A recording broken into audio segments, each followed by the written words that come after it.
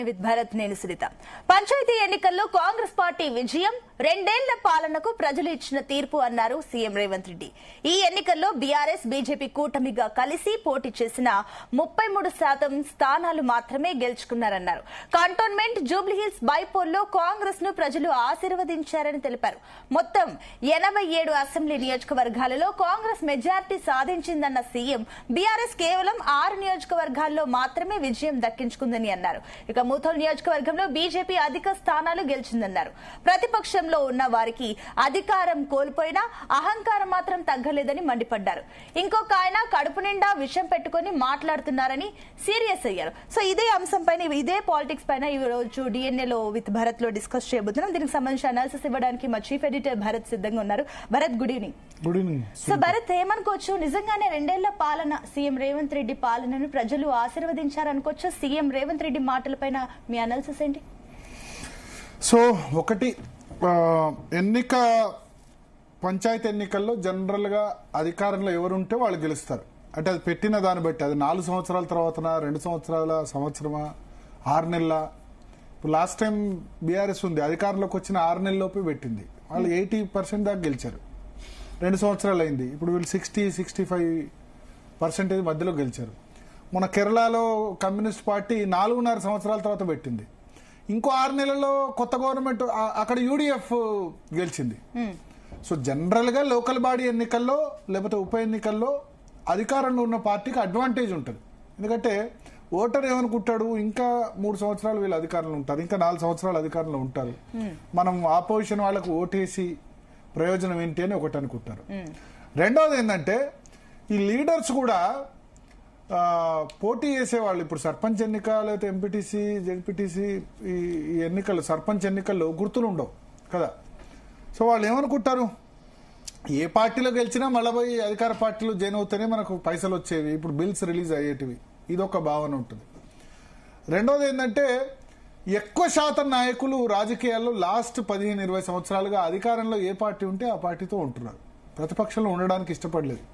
ఎందుకంటే ఇప్పుడు గతంలో కేసీఆర్ గవర్నమెంట్ 103 మంది ఎమ్మెల్యేలు ఉండే అవుట్ ఆఫ్ 190.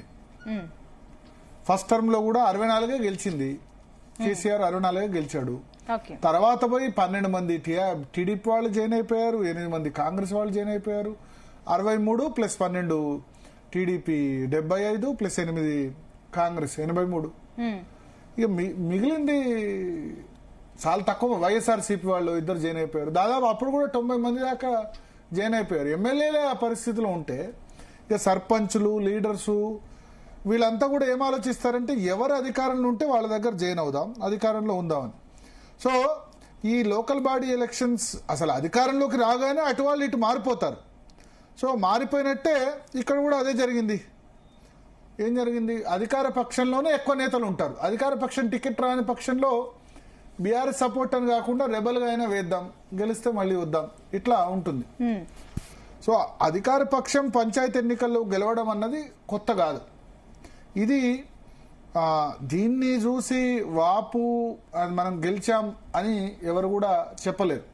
అది రేవంత్ రెడ్డి అయినా, అంతకుముందు కేసీఆర్ 80% గెలిచాడు. రాష్ట్రాల్లో 31 జడ్పీ చైర్మన్ ఉంటే 31 కేసీఆర్ గెలిచాడు. ఏమైంది, ఓడిపోయినాడా లేదా? మళ్ళా జనరల్ ఎలక్షన్ ఓడిపోయినాడా లేదా? మునుగోడులో 10-12 వేల మెజార్టీతో గెలిచాడు. సరే, దుబ్బాక, హుజురాబాద్ పోయినాయి, కానీ ఏమైంది? సంవత్సరం తర్వాత ఎలక్షన్లో ఓడిపోయినాడా లేదా? Last time local bodies TRS clean sweep, మామూలు క్లీన్ స్వీప్ కాదు, 90% గెలిచారు. జడ్పీ చైర్మన్లు అయితే మొత్తం గెలిచారు. ఆ టీఆర్ఎస్ తప్ప అసలు రాష్ట్రంలో వేరే రాజకీయ పార్టీ ఉన్నదా అన్న ఫీలింగ్ వచ్చింది. జనరల్ ఎలక్షన్ వచ్చేసరికి వేరు కదా. ప్రజలు లోకల్ బాడీస్ అయితే ఒక ఓటు, ఎంపీటీసీ అయితే ఆలోచన తీరు వేరే ఉంటుంది, జిహెచ్ఎంసీ అయితే వేరే ఆలోచన తీరు ఉంటుంది, మున్సిపాలిటీ అయితే వేరే ఆలోచన తీరు ఉంటుంది, ఎమ్మెల్యే అయితే ఒక తీరు ఉంటుంది, ఎంపీ అయితే ఒక తీరు ఉంటుంది. ఎంత మెచ్యూర్డ్ అయినారంటే ప్రజలు, నేను ఒక ఎగ్జాంపుల్ చెప్తా. ఒడిశా చాలా అత్యంత వెనుకబడిన రాష్ట్రం. ఒరిస్సా ఏంటి, అత్యంత వెనుకబడిన రాష్ట్రం. అంటే కొంత అక్షరాస్యత పరంగా కానీ లేకపోతే మిగతా కానీ మన దగ్గర చూస్తే ఒడిశా నుంచి వచ్చిన ఇటుక బట్టి కార్మికులు ఒడిశానే ఉంటారు, అవునా? తర్వాత ఈ కుక్కులు ఎక్కడి వాళ్ళు ఉంటారు, ఒడిశానే ఉంటారు, ఉంటారా ఉండరు. ఒడిశాలో మీరు చూడండి 2024లో 2024లో ఒకటే రోజు పోలింగ్, పార్లమెంట్ ఎన్నికలతో పాటే పోలింగ్ జరిగింది, అసెంబ్లీ ఎలక్షన్ కూడా. అసెంబ్లీలో బీజు పట్నాయక్ నేతృత్వంలోని బీజు జనతాదళ్కు 51 ఓట్లు ఇచ్చారు, 51 సీట్లు ఇచ్చారు అసెంబ్లీలో. బీజేపీకి 78 సీట్లు ఇచ్చారు, కాంగ్రెస్ పార్టీకి 14 సీట్లు ఇచ్చారు. 78 బీజేపీకి ఇచ్చారు. బీజు జనతాదళ్ నవీన్ పట్నాయక్ 51 ఇచ్చారు, కాంగ్రెస్ పార్టీకి 14 సీట్లు ఇచ్చారు. కానీ పార్లమెంట్కి వచ్చేసరికి 51 సీట్లు వచ్చిన బీజు జనతాదళ్కి ఒక్క సీటు కూడా రాలేదు, 0. 21 పార్లమెంట్ సీట్లు ఉన్నాయి ఒరిస్సాలో, 20 బీజేపీ, 1 కాంగ్రెస్. బీజు జనతాదళ్ 0. 51 అసెంబ్లీ సీట్లు, పార్లమెంట్ సీట్ ఎంత? 0. పోలింగ్ వేరే రోజు జరగలే, మళ్ళా అదే రోజు జరిగింది, ఒకటే రోజు పోలింగ్. ముందు పార్లమెంట్ ఓటు, తర్వాత అసెంబ్లీ ఓటు, 2 ఓట్లు ఒకటేసారి వేశారు. సో అంత వెనుకబడిన రాష్ట్రంలో కూడా ఓటర్ ఎంత డిఫరెంట్ గా చేశాడు. అసెంబ్లీకేమో నాకు బీజు జనతాదళ్ కావాలి, నవీన్ పట్నాయక్ ముఖ్యమంత్రి కావాలనుకున్నాడు, కేంద్రంలోనేమో నాకు మోడీ కావాలనుకున్నాడు. ఒకటే రోజు. ఇక్కడలాగా మన తెలంగాణలో 6 నెలల గ్యాప్ ఉంది. తెలంగాణలో అసెంబ్లీకి పార్లమెంట్ గ్యాప్ ఉంది. అసెంబ్లీలో ఏమైంది? టీఆర్ఎస్ కు 39 సీట్లు, కాంగ్రెస్ కి 64 సీట్లు ఇచ్చి, బీజేపీకి 8 అసెంబ్లీ సీట్లు ఇచ్చి 6 నెలల తర్వాత పార్లమెంట్ సీట్లు 8 పార్లమెంట్ సీట్లు ఇచ్చారు. అసెంబ్లీ ఎన్నో, పార్లమెంట్ ఎన్ని? ఒక్కో అసెంబ్లీకి 7 సీట్లు అంటే బీజేపీకి 56 అసెంబ్లీ సీట్లు ఉంటే 8 పార్లమెంట్ వచ్చాయి. కానీ 8 అసెంబ్లీ సీట్లే 8 పార్లమెంట్ వచ్చాయి. 8 అసెంబ్లీ, 8 పార్లమెంట్. కాంగ్రెస్ కు 64, 8 పార్లమెంట్. బీఆర్ఎస్ 39 అసెంబ్లీ, 6 నెలల తర్వాత 0 పార్లమెంట్ సీట్లన్నీ 0.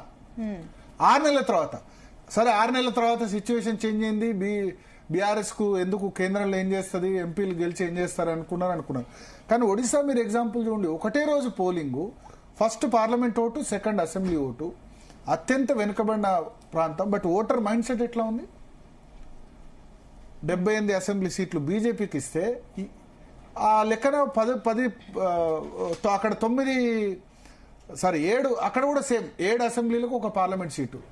78 అంటే 11 సీట్లు రావాలి, కానీ బీజేపీకి 20 వచ్చాయి. నవీన్ పట్నాయక్ 51 అసెంబ్లీ గెలిచి 0 పార్లమెంట్ సీటు 0 వచ్చాడు.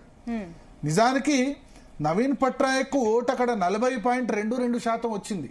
బీజేపీ కంటే ఎక్కువ ఓట్లు వచ్చాయి అసెంబ్లీలో. బీజేపీకి 40.07 వచ్చింది. కానీ పార్లమెంట్ లో మొత్తం క్లీన్ స్వీప్ కొట్టేశారు. ఒకటే రోజు వెనకబడిన ఒడిశాలోనే అట్లా ఉంటే ఓటర్ మైండ్ సెట్ అంటే ఓటర్ ఎట్లా ఆలోచిస్తారో మీరు ఆలోచించండి. పంచాయతీ ఎలక్షన్ అయితే ఓటు ఒక రకంగా ఉంటుంది, బై ఎలక్షన్ అయితే ఒక రకంగా ఉంటుంది, అసెంబ్లీ ఎలక్షన్ అయితే ఒక రకంగా ఉంటుంది, పార్లమెంట్ ఎలక్షన్ అయితే ఒక రకంగా ఉంటుంది. చాలా తెలివి మెచ్యూర్డ్ ఓటర్ ఎక్కడ ఎవరిని గెలిపించాలి అన్నది మైండ్ లో ఫిక్స్ అయిపోతాడు. సో ఈ ఎలక్షన్ తీసుకొని కాంగ్రెస్ మేము గొప్ప గెలిచామనుకుంటే ఎవరైనా గెలుస్తారు. కాంగ్రెస్ అనుకోవద్దు, లేదా బీఆర్ఎస్. బీజేపీకి ఎన్ని వచ్చాయి మొత్తం చూస్తే 5%, 6% వచ్చాయి పంచాయతీలు. నిజంగా బీజేపీ బలం 5-6% ఉందా రాష్ట్రం? లేదు కదా. వాళ్ళకి ఇవాళ ఎలక్షన్ అసెంబ్లీ జరిగిన మొన్న పార్లమెంట్ లో 30% వచ్చింది, అసెంబ్లీలో అంతకుముందు 14% వచ్చింది. ఇవాళ అసెంబ్లీ జరిగితే బీజేపీకి 20% రావచ్చు, బీఆర్ఎస్ కు ఓటింగ్ ఎక్కువ రావచ్చు. సో నేనేమంటా అంటే పంచాయతీ ఎన్నికలు, గ్రామ పంచాయతీ గుర్తుతో జరగని ఎన్నికలు. గుర్తుతో కూడా జరగలే, గుర్తు కూడా కాదు అక్కడ. అదే పార్టీ బలపరిచిన అభ్యర్థి అందరు కాంగ్రెస్ అభ్యర్థులు ఎక్కువ మంది ఉంటారు. కాంగ్రెస్ రెబల్ 2 కూడా ఉంటారు. ఇప్పుడు జగదీష్ రెడ్డి తండ్రి గెలిచారు అక్కడ సూర్యాపేటలో, అక్కడ 2 కాంగ్రెస్ అభ్యర్థులు పోటీ చేశారు. సో దానివల్ల బీఆర్ఎస్ ప్లస్ కావచ్చు. కొన్ని చోట్ల ఒకటిలే, ఎందుకంటే అధికార పార్టీలు ఎక్కువ మంది ఉంటారు కదా జనం. బీఆర్ఎస్ రెబల్స్ కంటే కాంగ్రెస్ రెబల్సే ఎక్కువ ఉంటారు. సో అందుకనే నేనేమని చెప్తానంటే ఎన్నిక అన్నది ప్రతి ఎన్నికను వేరుగా చూడాలి. కానీ భరత్ ఇప్పుడు పంచాయతీ ఎన్నికలు లెక్క ప్రకారం చూస్తే లాస్ట్ టైం క్లీన్ స్వీప్ చేసింది బీఆర్ఎస్. ఆ టైంలో సర్పంచ్ మీరు అన్నట్టు ఇంతకు ముందు అన్నట్టు క్లీన్ స్వీప్ చేసింది. ఈ లెక్కన వీళ్ళు ఇప్పుడు పవర్ లో ఉన్నారు కదా, వీళ్ళు కూడా క్లీన్ స్వీప్ చేయాలి లెక్క. కానీ 60% ఆల్మోస్ట్ బీఆర్ఎస్. అంటే అప్పుడు ఇక మొత్తం తెలంగాణ సమాజం అంతా ఏమంటారు, తెలంగాణలో ఉన్న అన్ని రాజకీయ పార్టీల నేతల్ని బీఆర్ఎస్ తీసుకుంది కదా. కాంగ్రెస్ అట్లా రానివారు, కాంగ్రెస్ కార్యకర్తలు రానిస్తారు. కేసీఆర్ చెప్పాడంటే ఎవరినైనా తీసుకోవాల్సిందే. టీఆర్ఎస్ లో బీఆర్ఎస్ లో ఎవరైనా తీసుకోవాల్సిందే. కాంగ్రెస్ లో పటాన్చరి ఎమ్మెల్యే జైన్ అయితే గూడెం మైపాల్ రెడ్డి వేస్తే అవతల పంచాయతీ పెడతాడు. జగిత్యాల ఎమ్మెల్యే జైన్ అయితే జీవన్ రెడ్డి సంజయ్కి పంచాయతీ పెడుతున్నాడు. సో జైన్ అవుతా అంటే కార్యకర్తల నుంచి ఎమ్మెల్యేల వరకు రెసిస్టెన్స్ ఉంటుంది కదా. సో వాళ్ళు 80% గెలవడానికి కారణం ఏంటంటే అప్పుడు ఇక వేరే రాజకీయ పార్టీ ఉన్నదా తెలంగాణలో అనే విధంగా బిహేవ్ చేశారు. దాన్ని అడ్డుకుంటే కేసీఆర్ అక్కడ తాట తీస్తాడు. లోకల్ బాడీ ఆయన చెప్పిన దాని ప్రకారం ఎవరైనా జాయిన్ చేసుకోవాలంటే జాయిన్ చేసుకోవాలి. కాంగ్రెస్ లో అట్లా సింగిల్ కౌంటర్ కాదు కదా. రేవంత్ రెడ్డి చెప్తే అక్కడ కింద ఉన్న ఎమ్మెల్యే ఊరుకుంటాడా, వాళ్ళు ఊరుకుంటారా? ఇప్పుడు ఎమ్మెల్యేలు 10 మంది జాయిన్ అయినారు, వాళ్ళకు అక్కడ ఉన్న మాజీ ఎమ్మెల్యేలతో ఇబ్బంది అవుతలేదా? అవుతుంది కదా. సమన్వయంగా ఈ వర్గం నా వర్గం ఫస్ట్ కింది కార్యకర్తనే జాయిన్ కావన్నాడు. మొన్నటి వరకు నువ్వు బీఆర్ఎస్ కు పనిచేసి ఇప్పుడు కాంగ్రెస్ లో జాయిన్ అవుతావంటే పదవులు దొబ్బుదామంటే ఊరుకుంటావని వాడే గొడవ చేస్తాడు. సో అందరు జాయిన్ గారు అట్లా. బీఆర్ఎస్ కాదు. ఎందుకు సాధ్యమైందంటే అక్కడ కేసీఆర్ చెప్పింది అల్టిమేట్, లేకపోతే పార్టీలో నీ ఇష్టం ఉంటే ఉండు లేకపోతే పో అంటారు. కాంగ్రెస్ లో అట్లా కాదు కదా. కాంగ్రెస్ లో రేవంత్ రెడ్డి చెప్పినా, హైకమాండ్ చెప్పినా, ఎవరు చెప్పినా కింది స్థాయిలో కార్యకర్తల రెసిస్టెన్స్ ఉంటది. సో బీఆర్ఎస్ క్యాడర్ పూర్తి స్థాయిలో జైన్ అవుదాం అనుకున్నా జైన్ కాలేని పరిస్థితి. జైన్ అయినా మనదేం నడవదు, ఎందుకంటే కాంగ్రెస్ లో మొదటి నుంచి ఉన్నాడు, కొంత డామినేట్ చేస్తాడని కూడా ఉంటాడు. జైన్ అయితే లాభం అయితే ఓకే, లాభం లేకుంటే ఎందుకు? పోయినా ఎమ్మెల్యేలే ఇబ్బంది పడుతున్నారు, మన పరిస్థితి ఏందని కూడా ఉంటుంది కదా ఆలోచన. సో మాట్లాడదాం. మనతో పాటు క్రిషాంక్ గారు ఉన్నారు, అదేవిధంగా నరహరి వేణుగోపాల్ రెడ్డి గారు ఉన్నారు. ముందుగా క్రిషాంక్ గారు, రేవంత్ రెడ్డి ప్రెస్ కాన్ఫరెన్స్ చూశారు. 86 అసెంబ్లీల్లో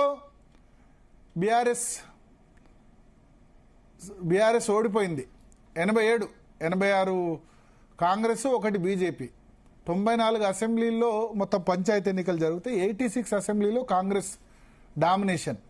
పార్లమెంట్లో అయితే మీకు 2 సీట్లో మాత్రమే మెజార్టీ వచ్చింది, దుబ్బాక, గజ్వేల్. సిద్దిపేటలో కూడా బీజేపీకి మెజార్టీ వచ్చింది. సో డిసప్పాయింటింగ్ రిజల్ట్స్ కాదంటారా? అబ్సల్యూట్లీ కాదు భరత్ గారు. నేను మొత్తం మీ ఎక్స్ప్లెనేషన్, మీ అనాలిసిస్ విన్నాను. ఒకటి, నంబర్ 1, రేవంత్ రెడ్డి గారి బెంచ్ మార్కే తీసుకుంటే ఫస్ట్ రేవంత్ రెడ్డి గారే ఎన్నికల ప్రచారం అప్పుడు వారు ఏమని చెప్పిండ్రు, కేసీఆర్ గారిని ఉద్దేశిస్తూ వారి పేరు తీసుకొని, అయ్యో కేసీఆర్ గారి పరిస్థితి ఎంత ఘోరంగా ఉన్నది, కేవలం 2 సర్పంచ్లే మిగిలిపోయారు, 2 సర్పంచ్లు 4 వార్డు మెంబర్లతో కూర్చున్నారు కేసీఆర్ గారు అని బహిరంగ సభల్లో ఎన్నికల ప్రచారంలో రేవంత్ రెడ్డి గారు మాట్లాడారు. ఇవాళ అంటే నంబర్స్, వాళ్ళ కాంగ్రెస్ ఛానల్ బిగ్ టీవీ అనే ఛానల్ నంబర్స్ ప్రకారంగా చూస్తే 4031. సరే, అక్యురేట్ నంబర్సా లేకపోతే ఇప్పుడు మిగతా వాళ్ళని తీసుకుంటారా అని అంటే అసలు ఖతమే అయిపోయినాము అని అన్నారు, 0 ఉన్నది అని అన్నారు, పార్టీ లేకుండా చేస్తానన్నారు, మొత్తం మేకల్లాగా గొర్రెల్లాగా మా గేట్ల దగ్గర నిలబడి ఉన్నారు, అందరు వచ్చేస్తున్నారు అని అన్నారు. అట్లాంటి పరిస్థితుల్లో ఇవాళ ఇంకొకటి, మేము వాస్తవానికి కూడా వీళ్ళలాగా రేవంత్ రెడ్డి గారి లాగా బహిరంగ సభలు పెట్టలేదు. మేము వీళ్ళలాగా కేవలం మా స్థానిక నాయకులు వాళ్ళు బహిరంగ సభ ఏం పెట్టలేదే వాళ్ళు గ్రామ పంచాయతీకి. ప్రతి జిల్లాలో బహిరంగ సభలు, ఇక్కడ సర్పంచ్ ఆయన మున్సిపాలిటీలు ఇనాగ్రేట్ చేశాడు, గ్రామ పంచాయతీలో ఎక్కడ క్యాంపెయిన్ పోయినాడు, మున్సిపాలిటీలో అభివృద్ధి కార్యక్రమాలు చేశాడు. వారు అట్లా చెప్పుకోవాలనుకుంటే చెప్పుకోవచ్చు, కానీ అదే సర్పంచ్ ఎన్నికలప్పుడే బహిరంగ సభలు పెట్టుకొని ప్రతి డిస్ట్రిక్ట్ లో ప్రతి జిల్లా పర్యటన చేసుకుంటూ ఆ రోజు కార్యక్రమాలు ఈ మొత్తం సంవత్సరం అంతా కూడా చేపట్టని ఆ జిల్లా సభల్లో చేసిరు. అప్పుడే కదా చీరలు పంచింది కూడా, సెలెక్టివ్ గా మహిళా గ్రూపులలో కూడా చీరలు పంపిణీ చేసి అందరికి కూడా ఒకే రకమైన చీర, ఇంద్రమ్మ చీర పంపిణీ చేసి నానా ఫీట్లు ప్రయత్నం చేసిర్రు. సో ఇవాళ అన్ని చేసినా కూడా ఇంకో రకంగా మీరు ఆలోచించండి, 4031 అని మేము వీళ్ళ పరంగా, ఈ బిగ్ టీవీ ఛానల్ పరంగా మేము చూసుకుంటే, కాంగ్రెస్ వాళ్ళు ఇచ్చిన పరంగా నేను చూసుకుంటే, ఈ 4031 గ్రామాల్లో కాంగ్రెస్ ప్రభుత్వాన్ని తిరస్కరించినట్టే కదా. ఇన్ఫాక్ట్ ఇంకా చెప్పాలంటే బీజేపీ వాళ్ళ నంబర్స్ కూడా చూసుకోండి, ఇతరుల నంబర్స్ కూడా చూసుకోండి, 1272 అని ఇచ్చిర్రు. అంటే సుమారు 50% కాంగ్రెస్ ప్రభుత్వాన్ని కూడా రిజెక్ట్ చేసింది. వీళ్ళు ఇన్ని పథకాలు మేము చేసినాం, ఇంత గొప్పగా మేము చేసినాము, విజయోత్సవాలు చేసుకోవాలి, తెలంగాణ రైజింగ్ ఇవన్నీ కూడా అని చెప్తున్నారు కదా. ఎలా ఒకటే ఏంటిదంటే, అందుకే చూడండి రేవంత్ రెడ్డి గారు ప్రెస్ మీట్ లోనే వారు ఏమని అన్నారు, జెడ్పీటీసీ ఎంపీటీసీ ఎన్నికలు కాదు, ఇక అవి రావు, ఇప్పట్లో కాదు అని చెప్తూ ఈ సర్పంచ్ ఎన్నికల గురించి మాట్లాడుతూ అది ప్రామాణికం కాదు, అది ప్రభుత్వానికి సంబంధం లేదు, పార్టీకి సంబంధం లేదు అని వాళ్ళ దాన్ని డిజోన్ చేసుకునే పరిస్థితి. ఒకవైపు మమ్మల్ని అంటూని అల్టిమేట్ గా ఒకటి ఇలా మొత్తం ప్రెస్ మీట్ కూడా చూస్తే విపరీతమైన అహంకారం. ఎక్కడి నుంచి జర్నలిస్టులు ఒక క్వశ్చన్ అడిగారు, గురుకుల పాఠశాలల గురించి అడిగితే జర్నలిస్టులను బెదిరిస్తూ మీరు బాధ్యతారహితంగా అడగాలి అని అన్నారు కదా. ఎప్పటిదో కాదు, ఇవాళ ఉదయం ఇగోండి ఏబిఎన్ ఆంధ్రజ్యోతి ఇవాళ ఉదయమే సాయి లిఖిత అనే అమ్మాయి ఫుడ్ పాయిజనింగ్ వల్ల ప్రభుత్వ పాఠశాలల్లో గురుకుల పాఠశాలల్లో ఫుడ్ పాయిజనింగ్ వల్ల చనిపోయింది ఈ అమ్మాయి.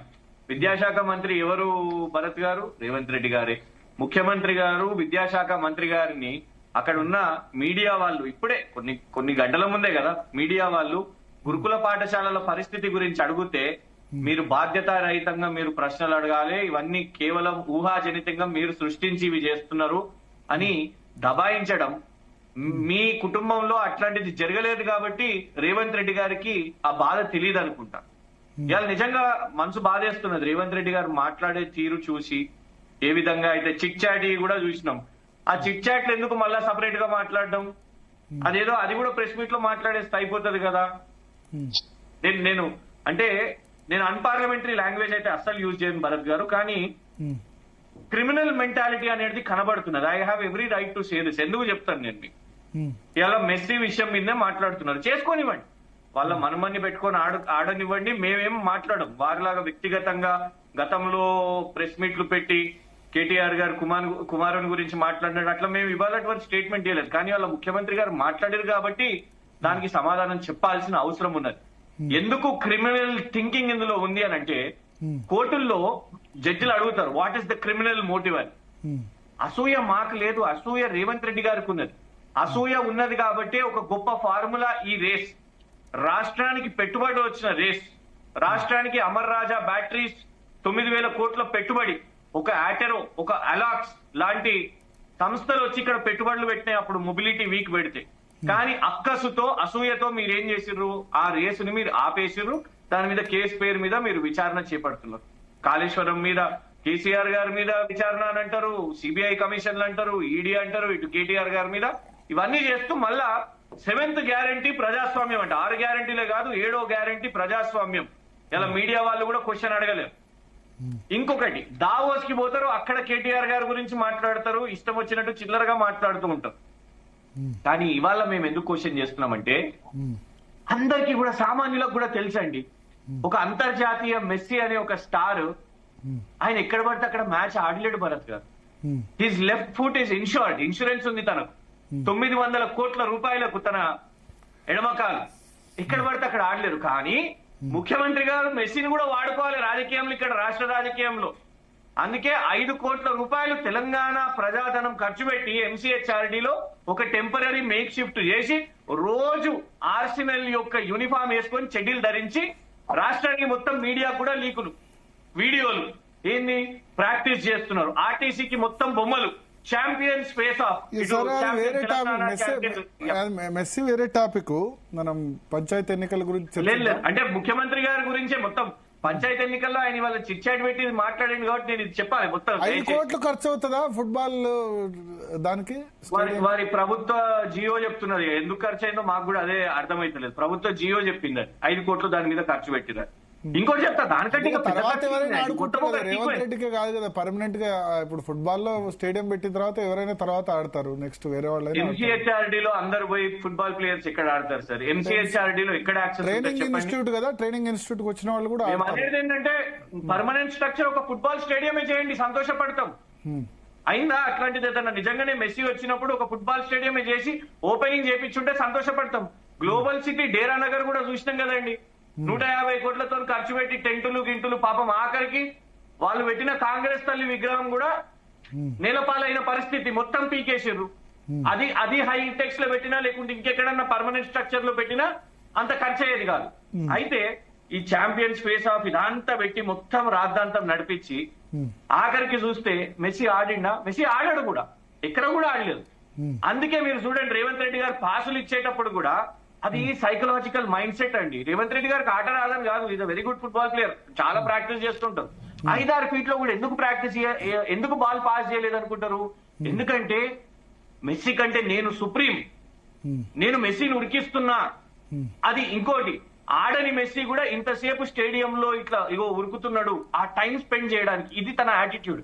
ఇంకోటి చెప్తాను, ఎంత క్రిమినల్ థింకింగ్ అంటే ఒక 3-4 పాపం గురుకుల పాఠశాలలో పిల్లలను పెట్టేసి వాళ్ళతో మీడియా మేనేజ్మెంట్ మీడియాతో మాట్లాడిపించి మనం అందరం ఏమనుకోవాలి, అని పాపం దళితులను గురుకుల పాఠశాల పిల్లలను ఆడిపించారు కదా అని. అసలు మెస్సీ ఆడనే లేదు ఆ మ్యాచ్. మా గంట చక్రపాణి గారు లాంటి వాళ్ళు ట్వీట్లు కూడా వేస్తారు గురుకుల పాఠశాలలు వాళ్ళు మెస్సీతో ఆడినరు అనేది. కానీ అక్కడ విచిత్రం ఏంటంటే ట్రోఫీ ఎత్తింది ఎవరు? ట్రోఫీ మెస్సీ నుంచి ట్రోఫీ తీసుకున్నది ఎవరు? రేవంత్ రెడ్డి గారి తమ్ముని కొడుకు, కొండలరెడ్డి గారి కొడుకు. అక్కడ ఇంకొక అదే ఆర్సెనల్ డ్రెస్ వేసుకున్న ఇంకొక అబ్బాయి ఎవరైతే టీ షర్ట్ మీద రాపించుకున్నారో, సంతకం చేపించుకున్నారో, రోహిన్ రెడ్డి గారి కొడుకు. బాల్ పాస్ ఇచ్చారు కదా, మన్మడితో పాటు ఇంకొక బాల్ పాస్ చేసిన అబ్బాయి ఎవరు? రాజ్ ఠాకూర్ గారి కొడుకు. ఇదంతా ప్రైవేటుది, గవర్నమెంట్ కాదు, బద్నామైంది కదా. 10 లక్షల రూపాయలతో మెస్సీతో ఫోటో, 10 లక్షల రూపాయలు ఖర్చు అంటే ప్రైవేట్ సంస్థ నిర్వహించిన ప్రోగ్రామ్ ఎంటర్టైన్మెంట్. అప్పటి వరకేమో రేవంత్ రెడ్డి గారు ఇప్పుడు వాళ్ళు మీరు అన్న పాయింట్ వద్ద వాళ్ళు రేజ్ చేస్తుంది ఏంటంటే భద్రాచలం టెంపుల్లో అది ప్రభుత్వ కార్యక్రమం, అది ముఖ్యమంత్రి పట్టు తలంబ్రాలు సమర్పించాలి. దానికి హిమాంశు ఎట్లా సమర్పిస్తాడు పట్టు తలంబ్రాలు? ముఖ్యమంత్రి కేసీఆర్ అటెండ్ కాకపోతే అధికారం దేవాదాయ శాఖ మంత్రి లేదా దేవాదాయ శాఖ కార్యదర్శి వాళ్ళు, అది అఫీషియల్ ప్రోగ్రామ్, అది ఒక సంప్రదాయంగా నడుస్తూ వస్తుంది. భద్రాచలం రామదాసు కాలం నుంచి కూడా పట్టు తలంబ్రాలు ఇవ్వడం సంప్రదాయం వస్తుంది. దానికి హిమాంశు పేరు అప్పుడు అందుకనే కదా ఇష్యూ అయింది. కేసీఆర్ సమర్పించాలి లేకపోతే ఇంకెవరైనా మంత్రి సమర్పించినా అయిపోయేది. అది ఇవాళ ముఖ్యమంత్రి దాని మీద క్లారిఫికేషన్ కూడా ఇచ్చినట్టున్నారు. అధికారిక కార్యక్రమం ఇది it's a private program. Private program లో ఆర్గనైజర్ ఎవరు, పార్వతీరెడ్డి ఎవరు చెప్తే వాళ్ళు చేసుకోవచ్చు, దానికేం సంబంధం? భరత్ గారు వారు మాట్లాడేది కాబట్టే నేను మాట్లాడుతున్నా. యాక్చువల్లీ మేము ఇది ఎత్తలేదు, కేటీఆర్ గారు ఎక్కడ ప్రెస్ మీట్ పెట్టి అటాక్ చేయలేదు, ఎవరు మాట్లాడలేదు. రేవంత్ రెడ్డి గారు అప్పుడు మాట్లాడారు, కరెక్టే. ఒకటి నంబర్ 1 ఆనాడు, ఎందుకంటే అబద్ధాన్ని మళ్ళీ మళ్ళీ చెప్తూ ఉంటే అది అబద్ధం అవుతూ ఉంటది కాబట్టి కంటిన్యూ అవుతుంటది. ఆనాడు కేటీఆర్ గారు కుమారుడు, కేసీఆర్ గారు మన్మడు, కేసీఆర్ గారు ఆరోగ్యం బాగాలేకపోతే మీరు అన్నట్టే వెళ్ళిండ్రు. కానీ ఎవరి తరఫున వెళ్ళిండ్రు? ప్రభుత్వ ప్రతినిధికి వెళ్ళలేదు, ఆ కుటుంబం తరఫు నుంచి వెళ్ళింది. ఎందుకంటే ఆ రోజు ఆ అబ్బాయి ఇచ్చినప్పుడు పక్కన ఆనాటి దేవాదాయ శాఖ మంత్రి ఇంద్రకరణ్ రెడ్డి గారు కూడా ఉన్నారు. వారు కూడా ప్రభుత్వం తరఫు నుంచి పట్టు వస్త్రాలు ఇచ్చారు. కానీ మనం సగం నిజమే చెప్పాలి కదా. ఇంద్రకరణ్ రెడ్డి గారు ఉన్నారు అనే నిజాన్ని మనం పక్కన పెట్టేయాలి. మనం ఈ పిల్లవాన్ని టార్గెట్ చేస్తేనే మనకు లాభం అవుతుంది కదా అని ఆనాటి నుంచి ఈనాటి వరకు ఆ పిల్లవాని శరీరం గురించి కూడా రేవంత్ రెడ్డి గారు మాట్లాడింది వాస్తవం కాదా? ఇవాళ మేము మాట్లాడతలేము, మణిమణిమ కోసం మీరు పెట్టండి, సంతోషమే. రేవంత్ రెడ్డి మాట్లాడినట్లేరు, శరీరం బాడీ షేమింగ్ రేవంత్ రెడ్డి కాదు వేరే వ్యక్తి చేసి. లేదండి, రేవంత్ రెడ్డి గారు కూడా మాట్లాడారు. ఆ తర్వాత మల్లన్న మాట్లాడింది హైలైట్ అయింది. కొండా సురేఖ గారు కదా మొన్న ఒక నటి గురించి మాట్లాడింది, కొండా సురేఖ గారు హైలైట్ అయినరు. కానీ దానికంటే ముందు రేవంత్ రెడ్డి గారు మాట్లాడారు. ఇదంతా ఆజ్యం పోసేది, ఫస్ట్ మొక్కకు విత్తనాలు వేసేది రేవంత్ రెడ్డి గారే, నీళ్లు పోసేది కూడా రేవంత్ రెడ్డి గారే. అయితే ఇంకొకటి చెప్తాను, ప్రైవేట్ ఈవెంట్ అని అంటున్నాం కదా దీన్ని. సరే, ఆ పార్వతి రెడ్డి గారి పేరు మీరు తీసుకున్నారు కదా, ఎవరు పార్వతి రెడ్డి గారు? స్వయాన రాజ్ ఠాకూర్ గారు, కాంగ్రెస్ ఎమ్మెల్యే, పిఎన్కురాలు. అది అసలు fact. They promoted private event ని ప్రమోట్ చేసి మొత్తం ఫ్యామిలీ పరంగా వాళ్ళు ఆడారు. సరే, ఏదేమైనా దాంతో సరే ఒక ఈవెంట్, దాంతో పెద్ద ఒరిగింది ఏం లేదు. కానీ ఈ గ్లోబల్ ఇన్వెస్ట్మెంట్ తోని ఒరిగింది లేదు, డావోస్ తో వచ్చిన ఒక పెట్టుబడి లేదు. బోగస్ కంపెనీ మీద అయితే మేము ఏకంగా పుస్తకమే రిలీజ్ చేసినాం, ఎన్ని బోగస్ కంపెనీలు ఇవాళ వరకు కూడా పెట్టుబడులు అవన్నీ కూడా రాలేదు. కానీ ఏంటంటే అహంకారంతో ఇవాళ రేవంత్ రెడ్డి గారు అబద్ధాలు చెప్తూ ఫలితాలు వచ్చినా కూడా ఆ ఫలితాలను ఏమున్నది కేసీఆర్ గారు ఇద్దరు సర్పంచ్లే, ఏమున్నది గురుకుల పాఠశాలల్లో ఎవరు చనిపోతలేదు, మీరు అట్లా అడుగుతలేదు, ఏమున్నదండి? వాళ్ళ రిపోర్టర్స్ అడుగుతుంటే కూడా, ఇవాళ అక్కడ మాట్లాడుతుంటే కూడా అన్నిటికంటే ఇంపార్టెంట్ ఇష్యూ అండి, అన్నిటికంటే ఇంపార్టెంట్ ఇష్యూ ఈ రాష్ట్రంలో ఏంటంటే supreme court CJI BR Gavai గారు, అంటే మాజీ సిజేఐ, వారు సిజేఐ గా ఉన్నప్పుడు వారు డైరెక్ట్ చేసిన కేసు కదా ఇవాళ స్పీకర్ గారు రేస్ చేసింది. స్పీకర్ గారు స్వతహాగా సువోమోటో తీసుకున్నది కాదు, ఏం కాదు. సుప్రీం కోర్టు గారి డైరెక్షన్ పేరు మీద ఇక్కడ విదిన్ అ టైం ఫ్రేమ్ మీరు న్యూ ఇయర్ ఎక్కడ సెలబ్రేట్ చేసుకోవాలి, చాలా పెద్ద స్టేట్మెంట్ అది స్పీకర్ ని, లేకపోతే మీరు జైలుకు పోతారా, అప్పటి వరకు కంటెంప్ట్ అవుతుంది ఇది అని సిజేఐ గారు చెప్పినాక ఇవాళ వారు ఏమనంటారు, 5గురిని అసలు నాకు ఎవిడెన్స్ లేదు అని చెప్తారు. మొత్తం రాష్ట్రం మీడియా ముందు వారు మాట్లాడింది అందరం చూసినాం. వాళ్ళ ట్విట్టర్ హ్యాండిళ్లలో స్వాగతం పలుకుతూ రేవంత్ రెడ్డి గారు కండువాలు వేస్తూ అందరికి ప్రతి ఒక్క ఎమ్మెల్యేకి స్వాగతం పలుకుతూ చూసినాం. కానీ రేవంత్ రెడ్డి గారి అహంకారం ఏంటి తెలుసా, మీడియా వాళ్ళు అడిగితే రాహుల్ గాంధీ గారిని అడగండి మీరు పోయి, మరి నువ్వెందుకు ముఖ్యమంత్రిగా కూర్చొని ప్రెస్ మీట్ పెట్టడం, రాహుల్ గాంధీ గారిని ముఖ్యమంత్రి చేసే తీడ పోతుంది, సింపుల్ కదా. అహంకారం అనరా భరత్ గారు? ఒకటంటే ఓవరాల్ గా సరే మన పంచాయతీ రిజల్ట్ సంబంధించి హ్యాపీయా బీఆర్ఎస్ 27-28% వచ్చింది, హ్యాపీయా? చూడండి, హ్యాపీనెస్ అనేది కాదు. I mean how do you measure happiness? నేను అనేది వీఆర్ ఫైటింగ్ అండి. ఖచ్చితంగా మా కార్యకర్తలు, ఎందుకంటే ఒక అభ్యర్థి, ఒక బీసీ అభ్యర్థి వాళ్ళ మీద మూత్రం పూసారు కాంగ్రెస్ నాయకులు. మల్లయ్య యాదవ్ అనే ఒక ప్రచారం చేసినందుకు యాదవ్ వారిని హతమార్చారు ఇదే ఎలక్షన్ క్యాంపెయిన్ లో. ఓట్లు పడ్డ తర్వాత కూడా మీరు చూసిండ్రు, ఆ ఓట్ చేసిన ఏదైతే స్లిప్స్ ఉన్నాయో అవి డ్రైనేజ్ లో కనబడ్డాయి. సో ఇంత ప్రెషర్ లో, అండ్ డీజీపీ గారు ఏమనంటారు, ఒక హత్య కూడా జరిగితే డీజీపీ గారు ప్రెస్ మీట్ పెట్టి ఏమున్నాయండి, కొంత తూపులాటలు జరిగినాయి, నొక్కున్నారు, గంతే, ఏం కాలేదని. హత్య జరిగినా కూడా ఈ స్థాయిలో వాళ్ళు ఎన్ని ప్రెషర్స్ పెట్టినా కూడా ఇవాళ 4031 సర్పంచ్లు గెలిచినామంటే డెఫినెట్ గా ఇవాళ ఏ స్థాయిలో ప్రభుత్వం మీద వ్యతిరేకత ఉంది అనేది స్పష్టంగా దీని మీద ఉన్నది. కాబట్టి ఖచ్చితంగా ఒకటి, వారు ఎంత అవహేళన చేస్తూ మాట్లాడినా, ఎంత టార్గెట్ చేస్తూ మాట్లాడినా, ఎంత కేటీఆర్ గారి మీద ఇవాళ అబద్ధాల ప్రచారం. మీరు ఇంకొక ఇంట్రొడక్షన్ లో మీరు చెప్పారు, ఎస్ ఇప్పుడు ఏమనన్నారు, వర్కింగ్ ప్రెసిడెంట్ గా ఫెయిల్ అయ్యిండు, అసలు ఏ ఎలక్షన్ గెలవలేదు, ఇది అని. రేవంత్ రెడ్డి గారు ప్రెసిడెంట్ అయిన తర్వాత, కాంగ్రెస్ ప్రెసిడెంట్ అయిన తర్వాత హుజురాబాద్ పరిస్థితి ఏందండి, 3000 ఓట్లు వచ్చింది. దుబ్బాక పరిస్థితి ఏందండి, డిపాజిట్ గల్లంతు 3rd ప్లేస్. సిట్టింగ్ మునుగోడు పరిస్థితి ఏందండి, 3rd ప్లేస్. జిహెచ్ఎంసీ ఏందండి, దుబ్బాకప్పుడు ఆయన కాదనుకుంటా ప్రెసిడెంట్, రేవంత్ రెడ్డి గారు హుజురాబాద్ నుంచి స్టార్ట్, హుజురాబాద్ మునుగోడు రెండే జరిగాయి. వర్కింగ్ ప్రెసిడెంట్ అనుకుందాం, ఓకే, వర్కింగ్ ప్రెసిడెంట్ అయినా కూడా మీ రిజల్ట్స్ అంటే, కానీ అయినా కూడా మేము అయ్యో ఇంత అహంకారం ఇంత మాట్లాడలేదు కదా. ఏమైంది తర్వాత, ఓకే మీరు వచ్చింది కదా పవర్ లోకి, ఇవాళ కేటీఆర్ గారిని టార్గెట్ చేస్తూ మొత్తం ఫెయిల్ అయిపోయినావు ఇది అది అని అంటే, చూడండి ఒక్క ఎలక్షన్ తో ఏముండదు. అన్ని నేను చెప్పిన లిస్ట్ లో మేము గెలిచినవి ఉన్నాయి, మిగతా వాళ్ళు ఈటల రాజేందర్ గారు ఒక దగ్గర గెలిచిరు, మేము ఒక దగ్గర గెలిచినాం, సురభి వాణిదేవి గారిని గెలిపించుకున్నాం. సో ఒకటి, తారుమారు చేసేది ప్రజలు. ఆ ప్రజలు ఇవాళ చూస్తున్నారు మీ స్టేట్మెంట్స్ ని, ఫిరాయింపుల విషయం మీద మీరు చేస్తున్న డ్రామాని ప్రజలు చూస్తున్నారు.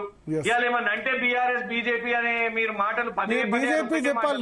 నారాయణ వేణుగోపాల్ రెడ్డి గారు, బీఆర్ఎస్ బీజేపీ ఒకటి అని రేవంత్ రెడ్డి ఇద్దరు కలిసి పోటీ చేస్తే వాళ్ళకి ఇన్ని వచ్చాయని చెప్పారు.